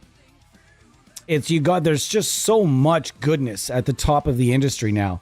It's like there's like 10, not 10. There's probably close to 10 companies that are doing really great stuff these days. So it doesn't make any sense to be, biased or loyal towards just one developer when there are so many out there that are doing terrific work. And Neural DSP, yes, they are still very much at the very top of the heap. But the problem is on the top of that hill, there's a few more guys on the top, a few more people at the top of that hill trying to throw everybody off. And let's be honest, we're reaping the benefits as users here, as loyal and unbiased, not loyal, unloyal users. Just anybody that has their finger on the pulse. There's a lot out there for you these days. It's not just one company. And I think what really bothers me is when we see new plugins about to come out and you see certain masses that are, I saw it just one of the last releases. They need this amp, and then do this amp next. But like three other, we've talked about this ad nauseum, but there's three other companies meanwhile have done that amp really, really, really well. But yeah, and you inform these people that yes, hey guy or girl or whomever, there's a few other companies that have really done that amp really well. I don't want that. I just want my favorite developer's got to do the amp. Wah. My favorite developer does it because they set things up the way I like it. Wah. And you're just like, man, okay, if you want to sit and wait, that's fine. But if I'm a developer and I see that three other companies have absolutely smashed an amp, I'm not worried about anybody. I'm not worried about doing it. You know what I mean? I'm not worried about that's not going to be my next choice because there's already three companies that have put out real savage bangers of that amp. I'm not going to compete. Why would I compete? I'm going to damn myself some sales there. I'm going to go maybe look for something that's only been, done once or twice and not fully nailed or never done at all.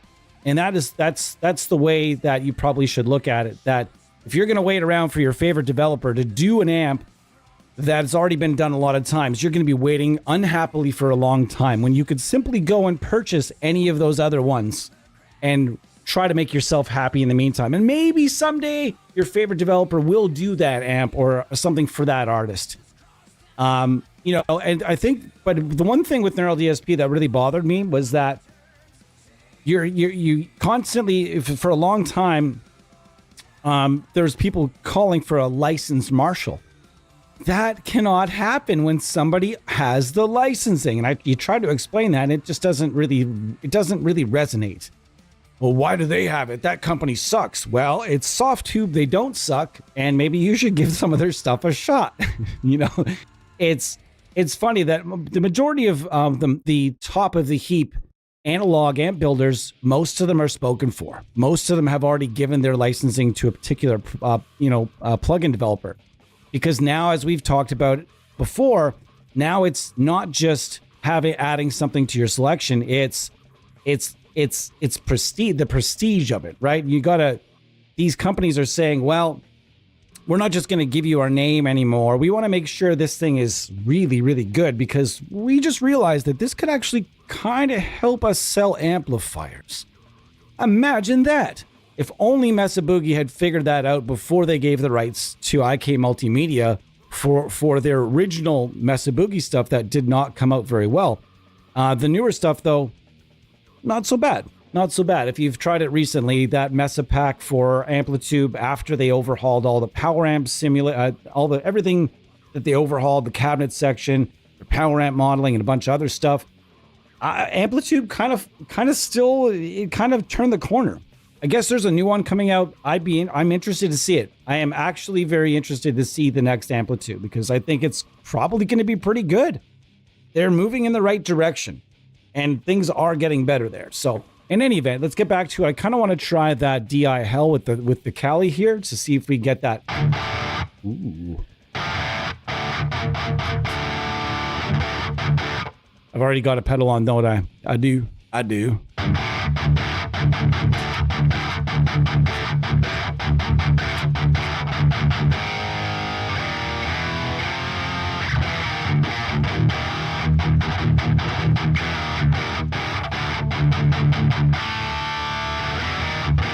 S-Gear is still great because Mike Scuffham is still putting time into it. He tweaks it when he has time. He does things when he has time, and he's still making really good stuff. S-Gear, let's do something with S-Gear in the next maybe the next week or so, because man, S-Gear rips. If you've not tried Scuffham S-Gear, yeah, the plugin's old, but he's still continuously remodeling it. I think it's up for a graphic remodel at this point.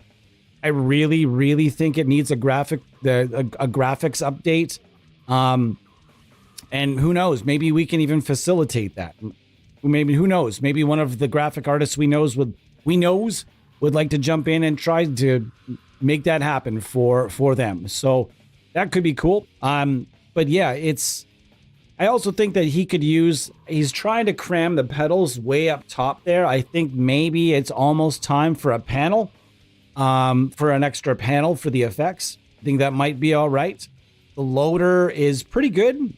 Nothing is wrong with anything in that whole package. I just think maybe a different layout would be good. But nonetheless, he's keeping it up, which I really like. It's his baby, and he's not making new babies every other month. He's just got that one, and he's adding to it. He added a Klon Centaur. He added, I think, a flanger, a compressor, and some other stuff. I think maybe it's come time now, though, for the graphic overhaul, to make the amps look a little bit more HD, and adding a panel with some pedals, maybe a chorus. Is there already a chorus in there? I don't.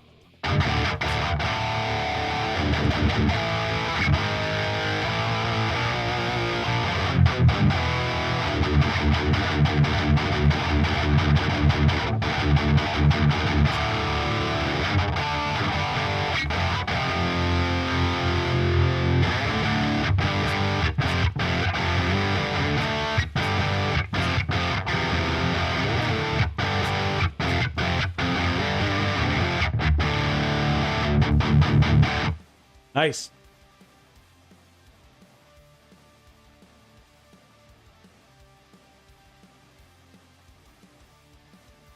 Elmirus, some of the high gain, no, but some of the best lead sounds that you'll ever get in a plugin. It's got the snot to do really, really, really good leads.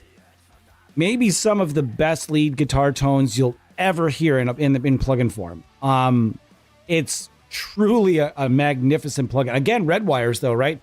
Red wires in the box. And it just goes to show how many plugins used to trust red wires for their cabinet needs. I just think a lot of plugin developers now are focusing on upgrading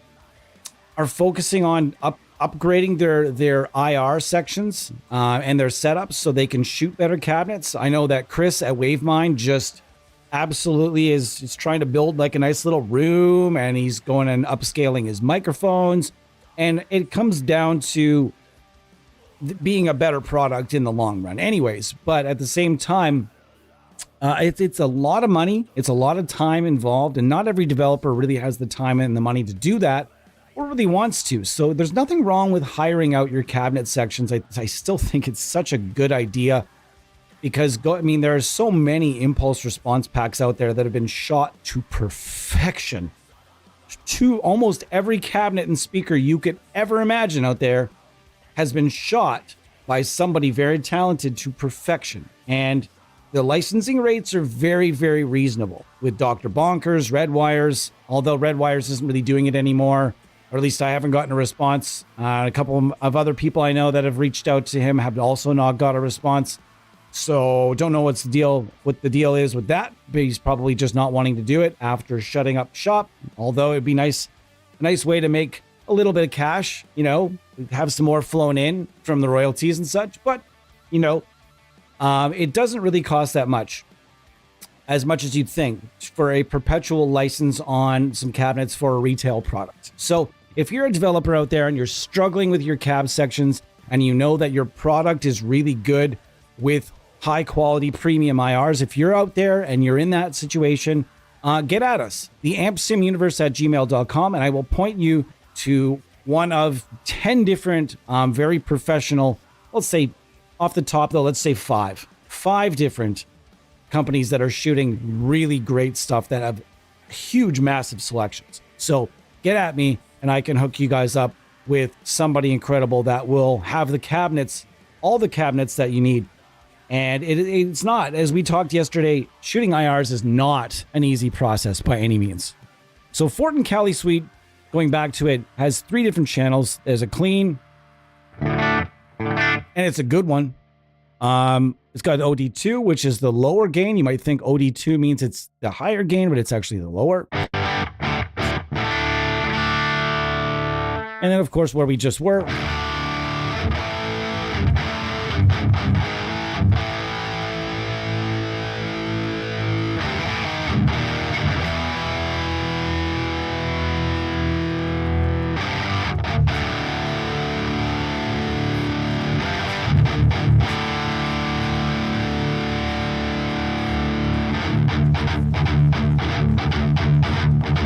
that doesn't sound close to that tone. One tone I was able to nail with this is when I did a little cover of a Motley Crue cover just for fun. I went with the Fortin Cali and got really damn close. Like really damn close to like the Crue tone. And so if you're looking for the best possible product to get yourself the Motley Crue tone of your dreams, try this right here, Fortin Cali. There's a few amps out there that'll get it done for you, but this one right here, not what Mick Mars used, of course, but Mick Mars definitely used modified Marshalls over the course of his career. And this is essentially, for all intents and purposes, this is a modified Marshall, much like so is the Nameless / Meshuggah. So we're going to get rid of that. I'm going to take a little break to stretch me legs, and I will be right back at you guys. Oh, wait, no, I won't. Yes, I will. Fuck it. We're going to go past the 2 hours today. I'm going to go take a little break, stretch my legs, get something, and we'll be right back at you guys with some more Neural DSP, and we're going to try out Pulse 2.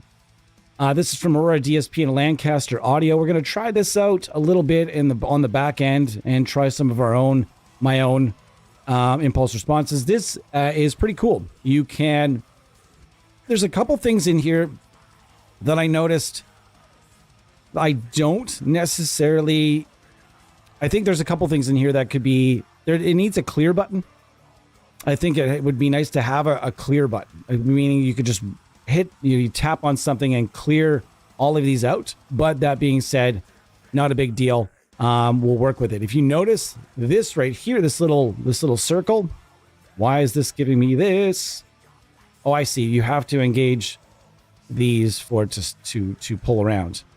I see. Okay. So if you've used an Aurora DSP plugin before, you'll notice that they have this sort of kind of the circle with the floater, and that's in Rhino and a couple of other plugins where you kind of just scroll between 4 different IRs, and you do that here, and then you can hit export and you blend your own IRs together. Yes, you can do that with Libra, STL Tones Libra, fantastic plugin, by the way. Every blend I've ever made was with Libra. So check that out if you have a chance. But this right here, Pulse from Lancaster Audio and Aurora DSP, pretty damn cool. So check that out. Also check out the IRs. They have a pretty nice selection of IRs, although they're in kind of 2 tiers. The stuff that existed from the Rosen Digital days, and then the other stuff. And the other stuff has a very, very mixed level of quality. Not all shot by the same person by any means. Shot by lots of different people, and so we'll call it the framework, the folder setup and everything it's different per pack. Whereas you go to the originals and you'll get just 3 or 4 different files that are blended. Okay. So when I come back, we'll have a look through this, and we'll choose one plugin, probably Nameless Suite, and go through some IRs. Thanks for hanging out with me, guys. I'll be here for, another while. I've got nothing else on the go for the moment, and the missus is enjoying her time making some soup. Gonna hear some dinner construction sounds in the background, we'll call them, and so hopefully you guys are cool with that. As mentioned, I don't have a studio room or a man cave. I've got like this in my living room kind of scenario, and the kitchen is right fucking there. So I'll see you guys in a couple minutes. Thanks so much for being here. And also, please check out Aurora Tone Pickups in the process.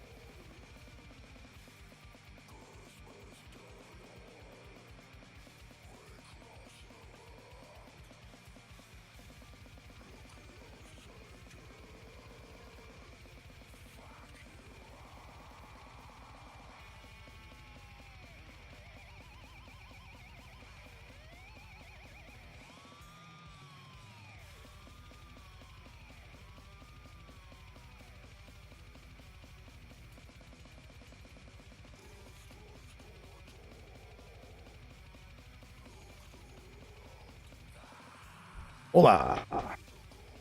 I have returned. So I was going to use the Mesa Boogie today, but man, I'm not going to lie to you guys. This amp is a bit of a pickle to dial in. It really is. It's always been. This is one of those amps that's got a lot of shit, and this is definitely not a set it and forget it kind of amplifier either. So, yeah. All right. Yeah, I made myself what I called a Hetfield preset, but it just didn't really work out that well. Yeah, you don't want me to play puppets, believe me.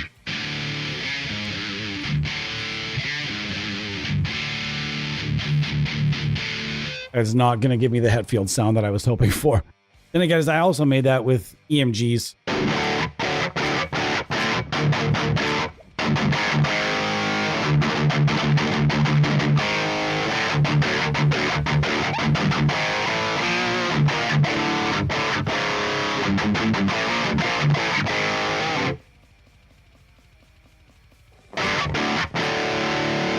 What do you mean? Be more specific. You didn't miss much. You didn't miss much, dude. We've just been bullshitting and shitting the bed at the same time like we typically do around here.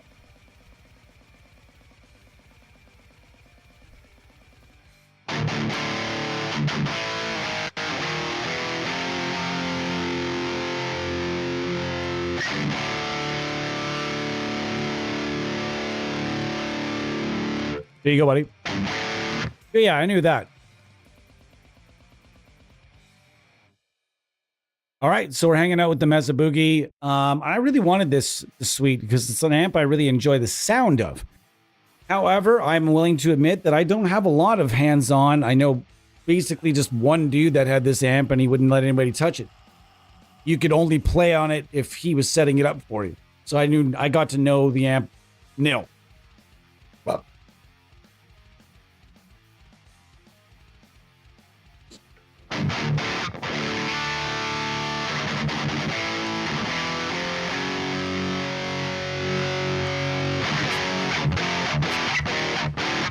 that sounds pretty good, though.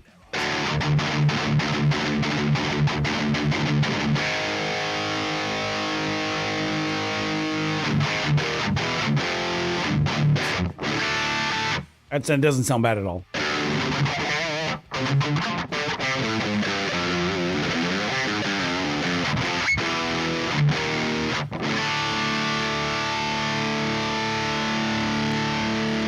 Really? So there you have it. Eddie has thrown down the gauntlet. So now it's up to you guys to say, hey, is he right or is he wrong? Go and check out DB Quadro. They've got a bit of a different, it's a different bag though. I don't think they model the power sections. They give you colored IRs that were shot with the amp itself. No disrespect to that. If that's, I've listened to stuff side by side. One that involved power amp modeling and the other one involved, like, not saying ear to ear, but like I've literally listened back to back, side by side comparison to an amp sim that had a coded power section and one that had colored IRs. And you didn't miss much. I mean, it's tough to tell sometimes. So check out DB Quadro.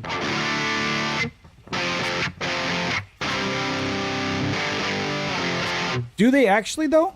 Okay, because somebody came in here saying that actually two different people said that they didn't model their power sections. Is that right? Okay, never mind. I am incorrect.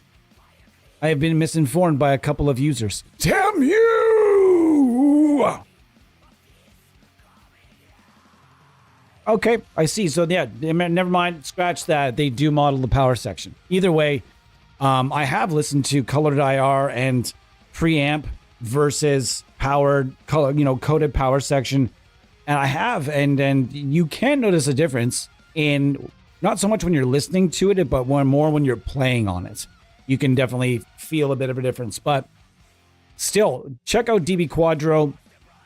And if you end up picking something up from them, let them know we sent you, because they are a new developer on our radar, and we like to create trust, and we want developers to know that, hey, we're helping. We're promoting you too. And they, so yeah, check them out. So...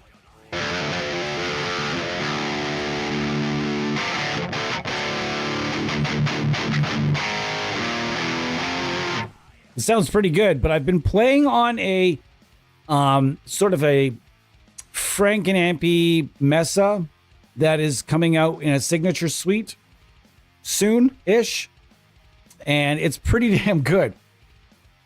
I wonder if I can do that somehow in a stream. I could play it, but not show it. Then you'd have to see the ad. I'm not going to do that today. Not yet.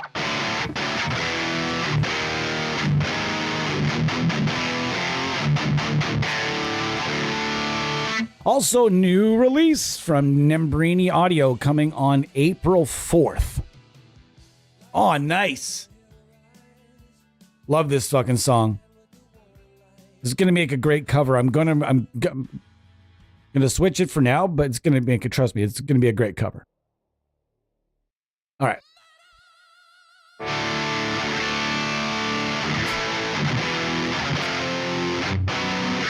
I think there were a lot of people, a lot of the Neural fan, we'll call them fanboys, but not the fanboys, but a lot of the Neural fan base that was asking, not just the Neural fan base, but a lot of people that's still asking for Mark Series amps, but not realizing that how complex those amps really are. And they're not, these are very complex amps. There's lots going on under the hood of these things. And they're not, it's not a set it and forget it type of amp. You're going to find that you're going to find a preset that you really like, switch guitars, and then you might not even like that preset anymore. It's strange because it is not an amp. It's not a 5150. Not every amp is a 5150 where the same settings will sound pretty good for almost anything you throw at it. I've always found that Mark Series amps, rectifiers, pretty much anything Mesa that is really going to depend on the guitar, the pickups, as well as the settings that you're using. You're going to have to change your settings a little bit for different instruments. And that is what it is.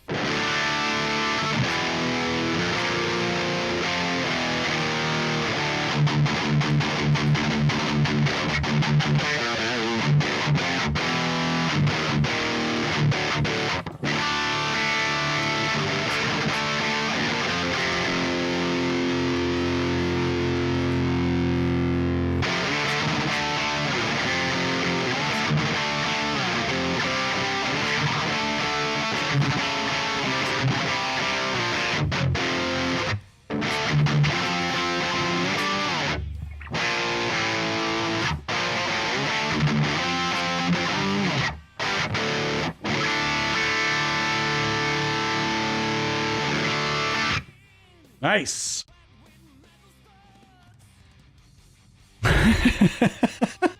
The Mark Series sounds different depending on atmospheric pressure.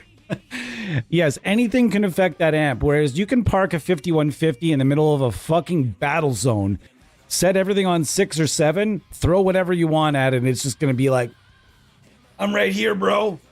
I'm right here. I sound the same. This is why you see a lot of bands rent 5150s when they go overseas. Prior to every band now having a fly rig that's got like a Kemper or an Axe Effects or something, you'd rent your amps, and 5150s were for a long time, as well as 6505s were for a long time. That was the amp that you wanted to rent because you weren't really sure what else was going to be available, especially if you're like, say, I use this, that's not available on this rental catalog that I'm looking at. It's not available in the various backlines they have. So I'm just going to get a 5150 and that'll be good for the day. That'll be fine. Yeah, dude. Yes, you're right. Baritone Goat. You're not mistaken on that. I was told by the boys, and yeah, this amp has tons of nice cleans.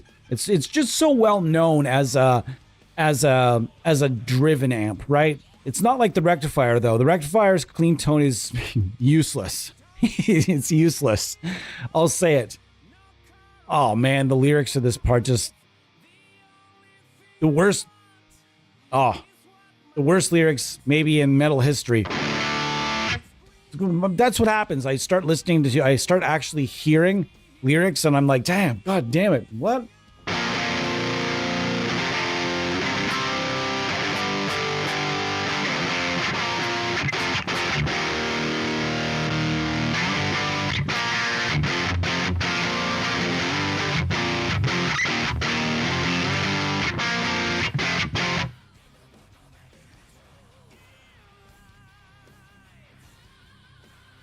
Dude, Cody, you found the right place, because within seconds of things being released, they show up in our group chat.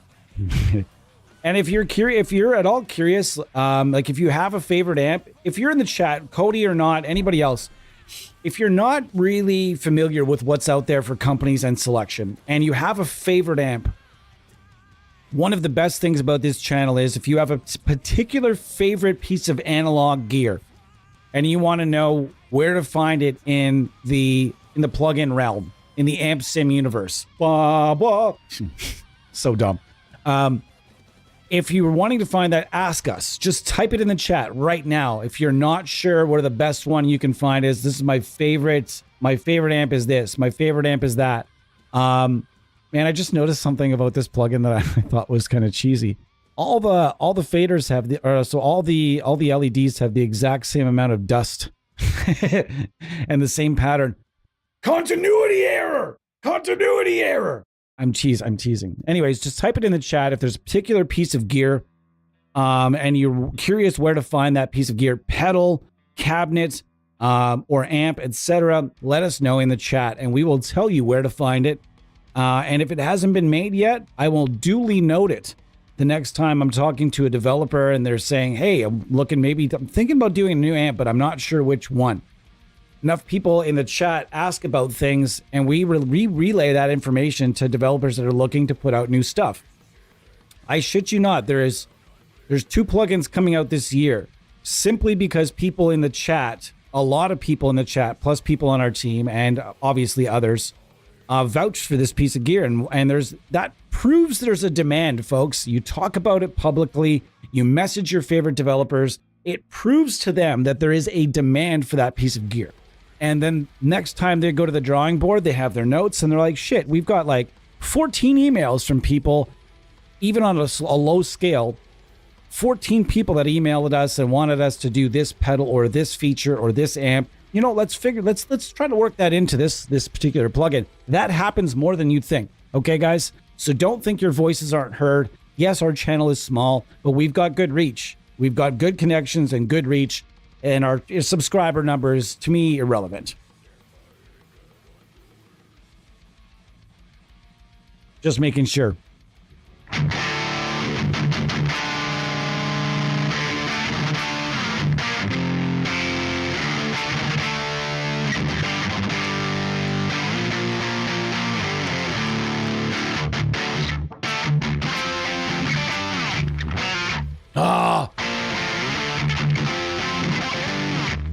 That's another punk rock band that's got some interesting strumming is No Effects. Go ahead, try to play that riff from Sticking in My Eye. It's got a kind of an interesting strumming. Nope.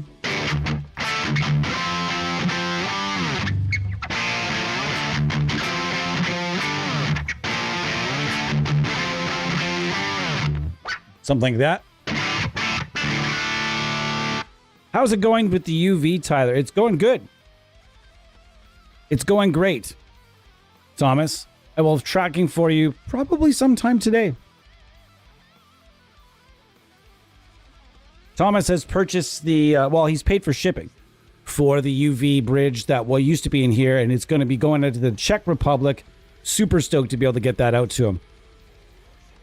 I actually just transferred the money over from PayPal. Thanks for that, by the way, for the shipping.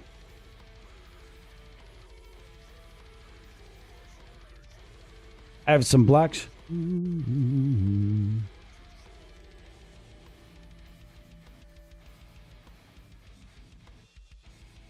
just trying to keep up here.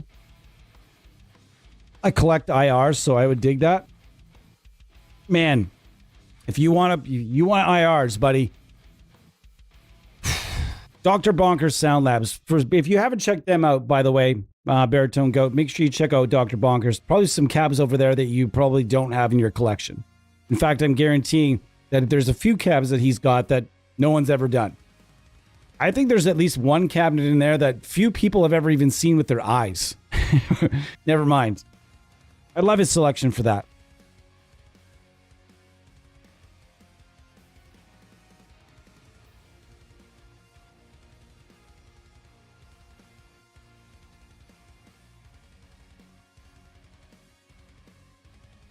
Cool, guys.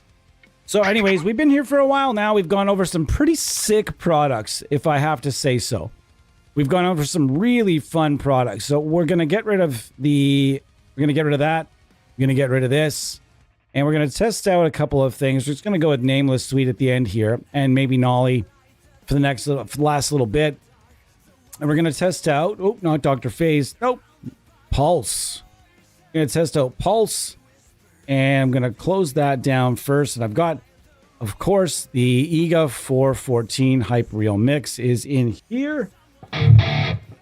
Oh, boy. That's loud. Hold on. Let's back that up a bit. Oh, I know what happened there, boys. It sounds like it's going down a tunnel. I didn't disable it. Now we're good.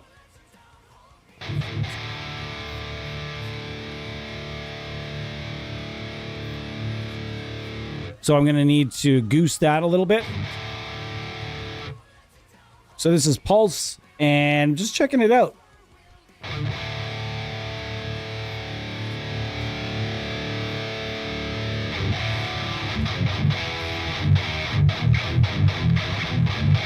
Let's try it in full. So you can scroll between a whole bunch. They've loaded up 4 files for you from the start here. That's not what I wanted there. So custom or not. So one thing I'm noticing that it could probably use is it's not going to let me go over there. Oh, cool. So it just turns it into like a three-way scenario here. Hold on.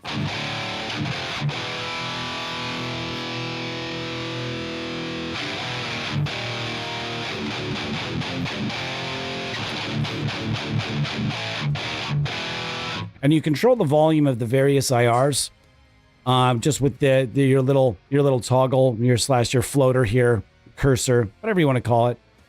I'm going to give this more of an in-depth review as we go, but I'm going to need some time to sit with it first because I really just got it today.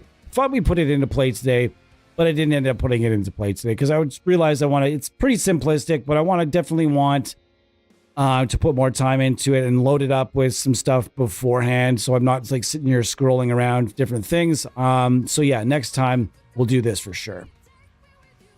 And I'm just going to load up my IR loader here and go with this for the moment. Okay, so now this is my very favorite of all IRs. Could just load it into their loader as well.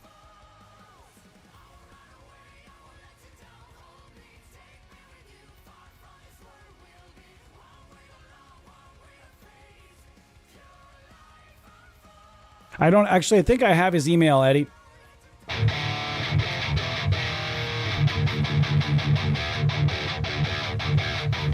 All right, that sounds really good.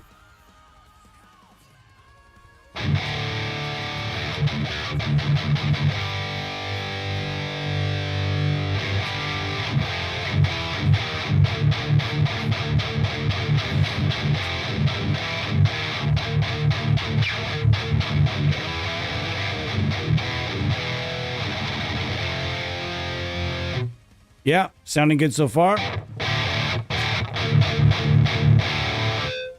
Bring that back a tiny bit.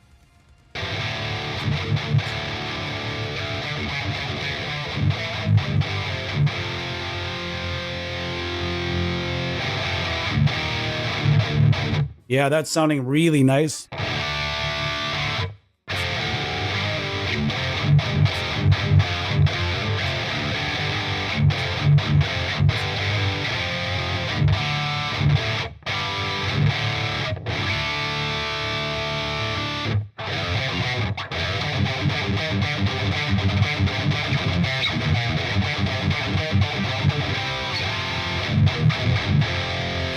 Nice.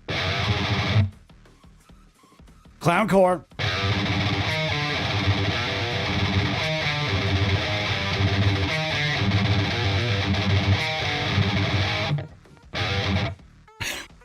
I can't take anything seriously while clown core's on in the background.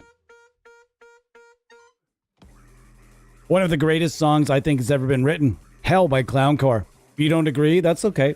We can disagree, that's fine. But can you imagine trying to play this next part? Hold on. Can you just imagine trying to play this next part?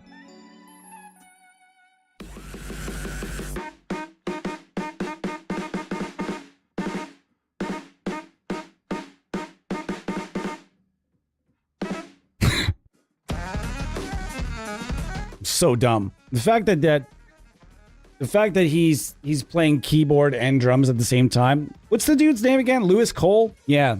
Lewis Cole. If you've never heard of him, go look him up, and then you're gonna have a real hard time trying to put what he does usually together with Clowncore. It's pretty crazy. But as soon as you hear his kick sample on his other stuff, you'll realize it's the same kick sample he's using in Clowncore, and it's kind of this weird sort of dry sounding kick sample too, it's just unmistakable. I was like, really? Is that actually him? And then I went and looked up his stuff and I was like, yeah, it's totally that guy. You can see the way he plays drums too. It's very, very different. He uses the lefty on the hi-hat and shit. You're curious to hear how good it is? So this is one of my favorite ever amp sims with my favorite ever IR. And then we're just going to go one step above. The grind pedal's been bringing it home today. And I'm going to we're going to make a true Franken rig here with the crank from Atlas DSP. So we got Thomas, you're going to like this pedal right here, the DI crank.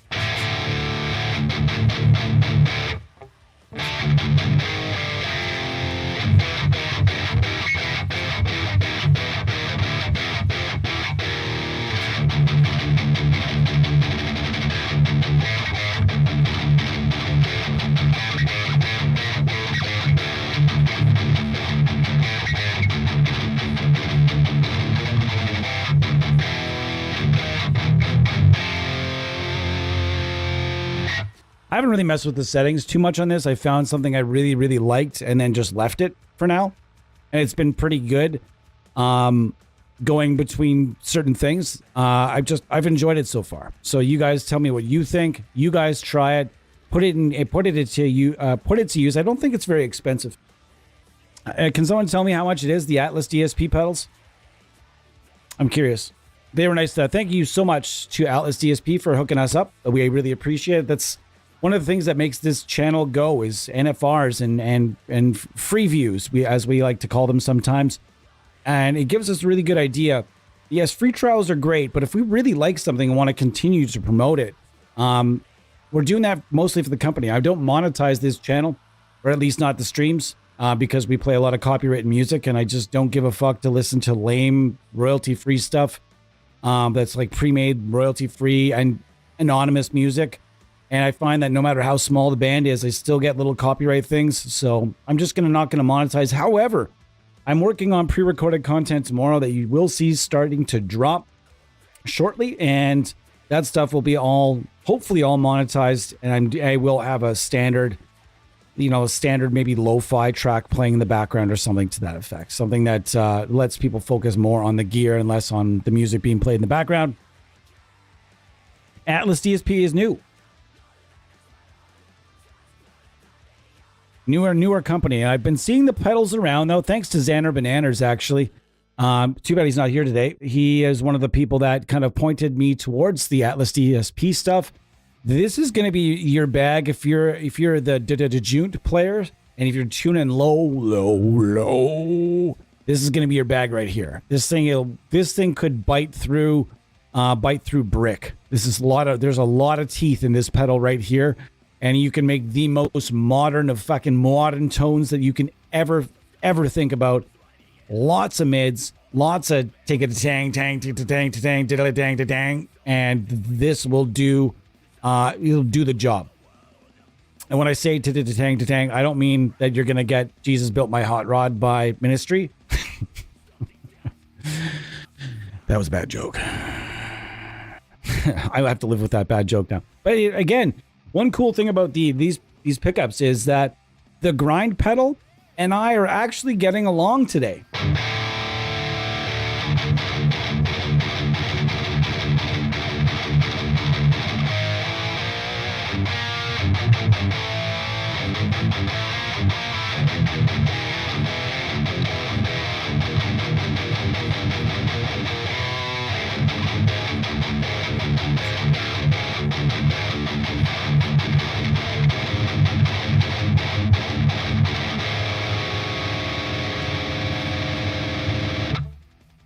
Low flay.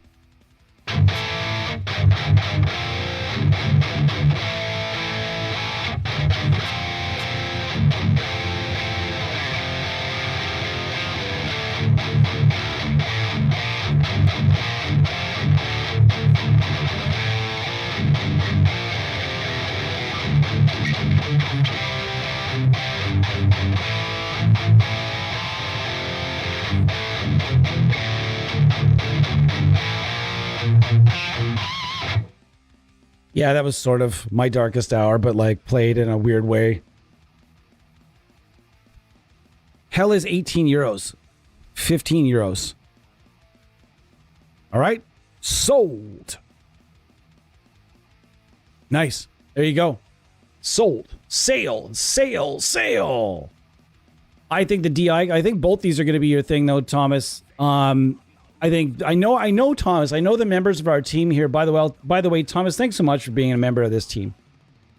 Really, honestly, it's one thing about Thomas is he knows great tone and great modern metal tone, and he's always on the hunt for the little tiny small ways to make the craziest and best metal tones possible.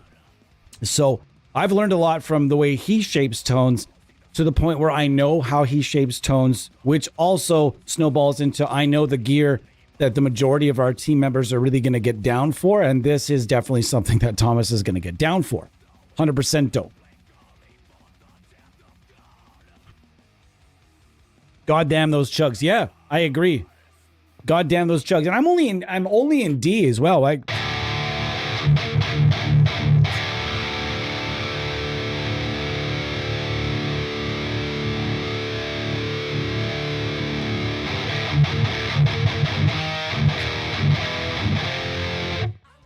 Let's go to the dead horse for a minute.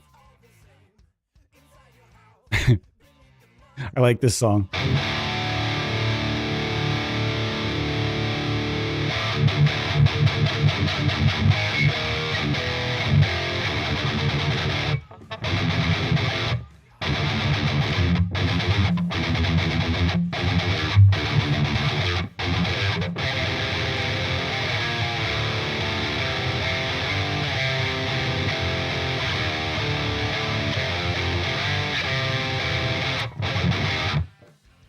Holy shit, though.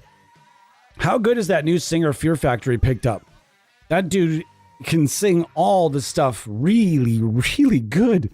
Like, the dude sings all the stuff. I was actually kind of shocked at how much like Burton C. Bell he sounds, and yet also sounds like himself. He's not like a clone either. And he's got good stage presence. Everything sounds pretty solid. It's probably the best that Fear Factory has sounded in a long time. Plus, they had that, what's his name? What's the drummer from Havoc that they picked up? What's the guy's name? Pete something? Pete? Damn it, I forgot. I used to watch him on Twitch all the time. You guys probably watched him on Twitch as well. Damn it, I can't remember the name off the top of my head, though. Dang, Skippy. And then they've got the bass player from Static X and formerly of Soulfly, Tony, I think his name is Tony Campos. Yeah, that's a good band. See you later, Elmiris. I appreciate you. I'll check. Have a good one, dude. We're going to be out of here in a couple minutes anyways. Thank you guys so much for being here. We really appreciate it. I appreciate it. I have so much fun just chilling with you guys and going over some savage tones with all different stuff. As mentioned before, yeah, we did a lot of neural DSP today. And it just goes to show, though, like you can use something from a developer that has been around and very established. And then, surprise, there's a newer development from a newer developer like Atlas DSP doing something that is useful. This is useful. You know what's not useful? Putting a nice skin on a half-assed 5150, throwing it out the door. It's not even a half-assed 5150. Throwing a skin on a NAM profile and throwing it out the door for $50. Fuck you. I'm sorry. Fuck you. If that's... stop it. Stop doing that. All it is, these are quick cash grabs. They're not handy to anyone. Okay? Because why? Because there's tons of 5150s on the market right now that are really good. So if you're going to release a plugin and you're a newer developer, you're going to release a new plugin, and you know, if you've done your market research and you're about to put out an amp sim, you really should do your market research. Not doing your market research is like jumping off an oil barge into the ocean and armed with nothing but kids' water wings and just hoping you're going to float.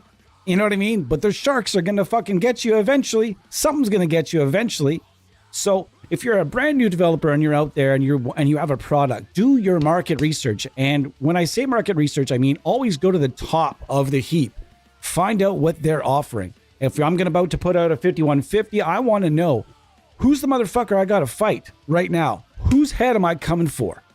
And if I come up against these, these phenomenal products, and I think to myself, well, mine isn't this good. Mine is not this good. At that point, you have to make a decision. Do you want to make it better? How do you make it better? Figure that out. If you really, really feel confident about this product and it just needs a few small tweaks to be up there, then do that. But don't go onto the market and release something half-assed just for a quick cash grab. It's, to me, we're seeing more of this, and I'm not going to name drop.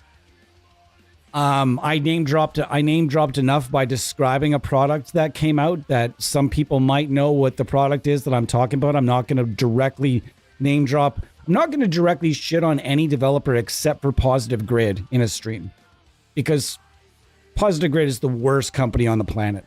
And fight me. And fight me. There's nothing under that name that sounds good. And if you're out there and you're like, well, goddamn, I'm a huge fan of Positive Grid, we will prove you wrong if you come in here, and we'll show you the way of sounding better. Get outside of that cardboard box full of dog shit and into some Cadillacs. Get into what really, with some stuff that'll really make you happy. And that's one of the reasons we're here.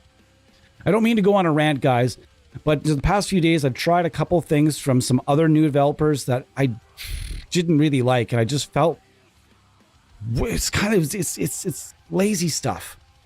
You know what I mean? If you're not going to do your market research, you're going to take that chance that you're going to jump off that oil rig into the ocean, as opposed to, surveying the land. Is there dangerous stuff down there? Is there a way I could maybe jump in from a lower depth? Like a way to have a fighting chance where you could jump in as a megalodon and eat all the other fucking sharks. That's what Neural DSP did when they entered the market. They knew what they were up against. They came in with the megalodon and started gobbling up the other sharks. But now we have lots of sharks, and I love these cat hair. I love these analogies, but guys, it really is one of those situations where you really have to work. If you're coming into this industry, you are about to step into a cage, as I've said before, with some very tough fighters. So you want to make sure you know what you're doing before you jump in there, because otherwise you're going to get knocked out and you're going to be in the hospital. And that's just is what it is. Okay? So, you guys tell me what you think in the comments right now. Do me a favor and tell me, have you guys in the last 2 years not bought something or downloaded a free trial or seen something, a plugin that you knew was going to go up against the heavy hitters and just not make it. Tell me in the comments, or tell me in the comments later.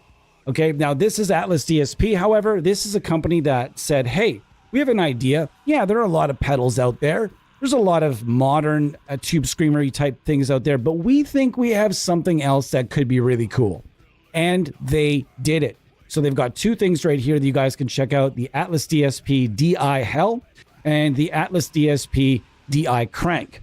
Both sick. They can both make your tones better if you're a modern metal player or an aggressive player. I would absolutely advise DI Hell for probably lower tunings, like the low tunings, but both of these will work for low. I just felt the Crank was a little bit better along the edge of thrash, or I'm tuned in D right now. You guys can check it out. Again, before we get out of here, no pedals active. And here's the amp.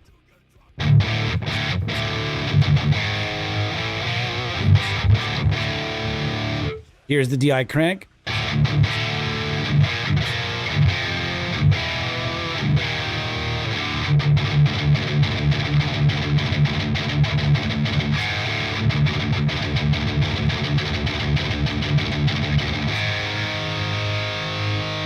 Here's the DI Hell.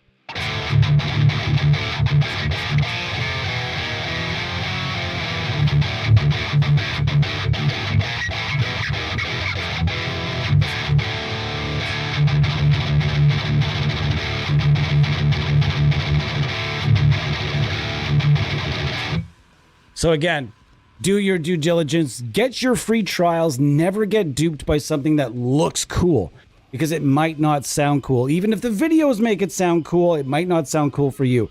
And if the developer does not have a free oh my God. So sorry. If the developer does not have a free trial, you don't want it. That is as simple as I'm going to make it. If the developer has not worked out a way for you to trial their software, you don't want it. Simple. That's as far as you don't want it. That's all I'm going to tell you on that one. If they don't have a way for you to try it, it can be restricted. It can have silence or pops or clicks or something. Just understand that it's going to have that, and don't be too alarmed or pissed off about it. And it sucks because you won't be able to mix with it, whereas something with free trial, when it's unrestricted, you can actually try it in a mix and see if it floats. But if they don't have a free trial for you, then you do not want it. If the registration system seems a little bit sketch-tastic, and then maybe, I don't know. Again, you got to tread lightly, okay?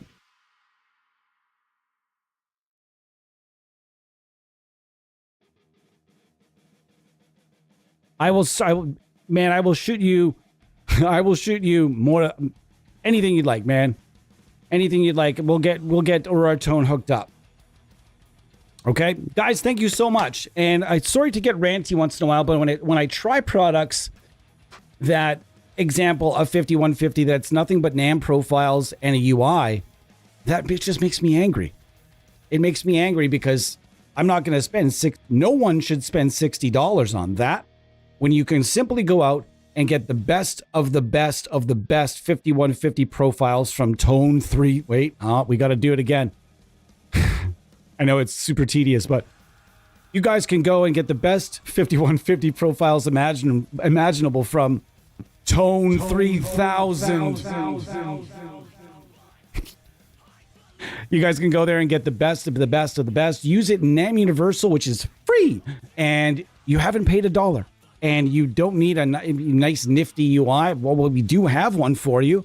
But you see what I mean? There should be, and that's when NAM came out, that becomes a whole other conversation of how many plugins out there involve NAM under the hood and are letting you know, and how many aren't letting you know. Because as you guys are aware, or maybe you're not aware, Steve Atkinson has said he doesn't care whether you make people aware if it's under the hood or not. He says, just go ahead and use it. It's open source. You can use it and do whatever you want with it.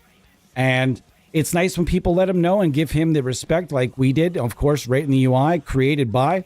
But not everyone's going to do that. Not everybody's honest. But when there's a way to use the best of the best of the best NAM profiles captures for nothing, you shouldn't be paying for a plugin that all it is NAM captures with a UI over the top.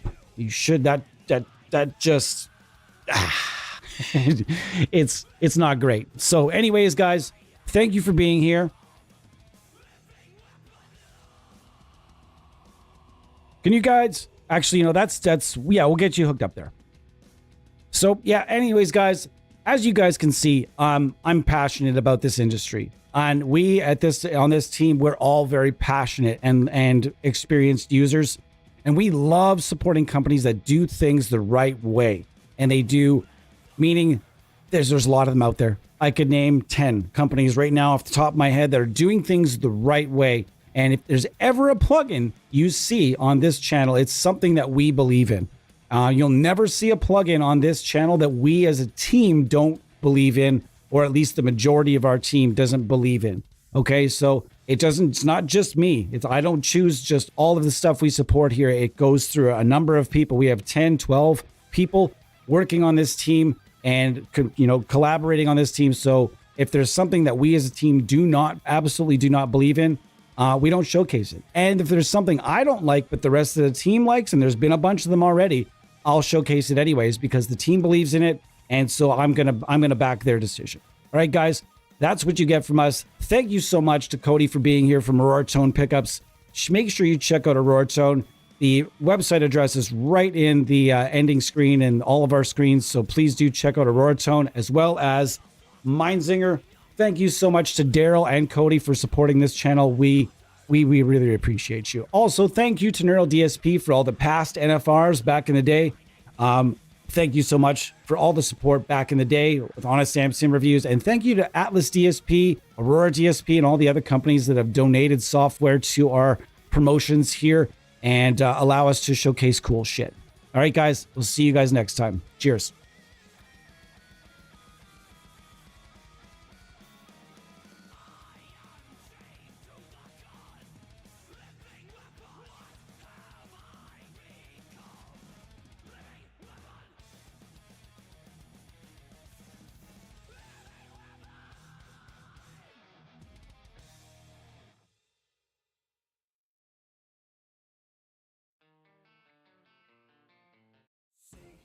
Amen. He appears. I believe in Joe Hendry. I believe in Joe Hendry.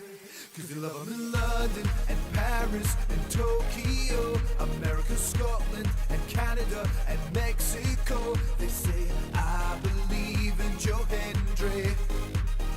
I believe in Joe Hendry.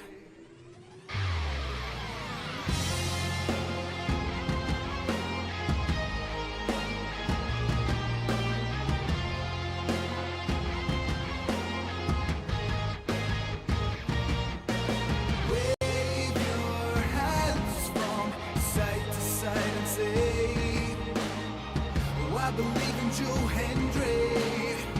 Joe Hendry is so prestigious. Wave your hands from side to side and say, oh, I believe in Joe Hendry. In Joe Hendry and the prestigious one.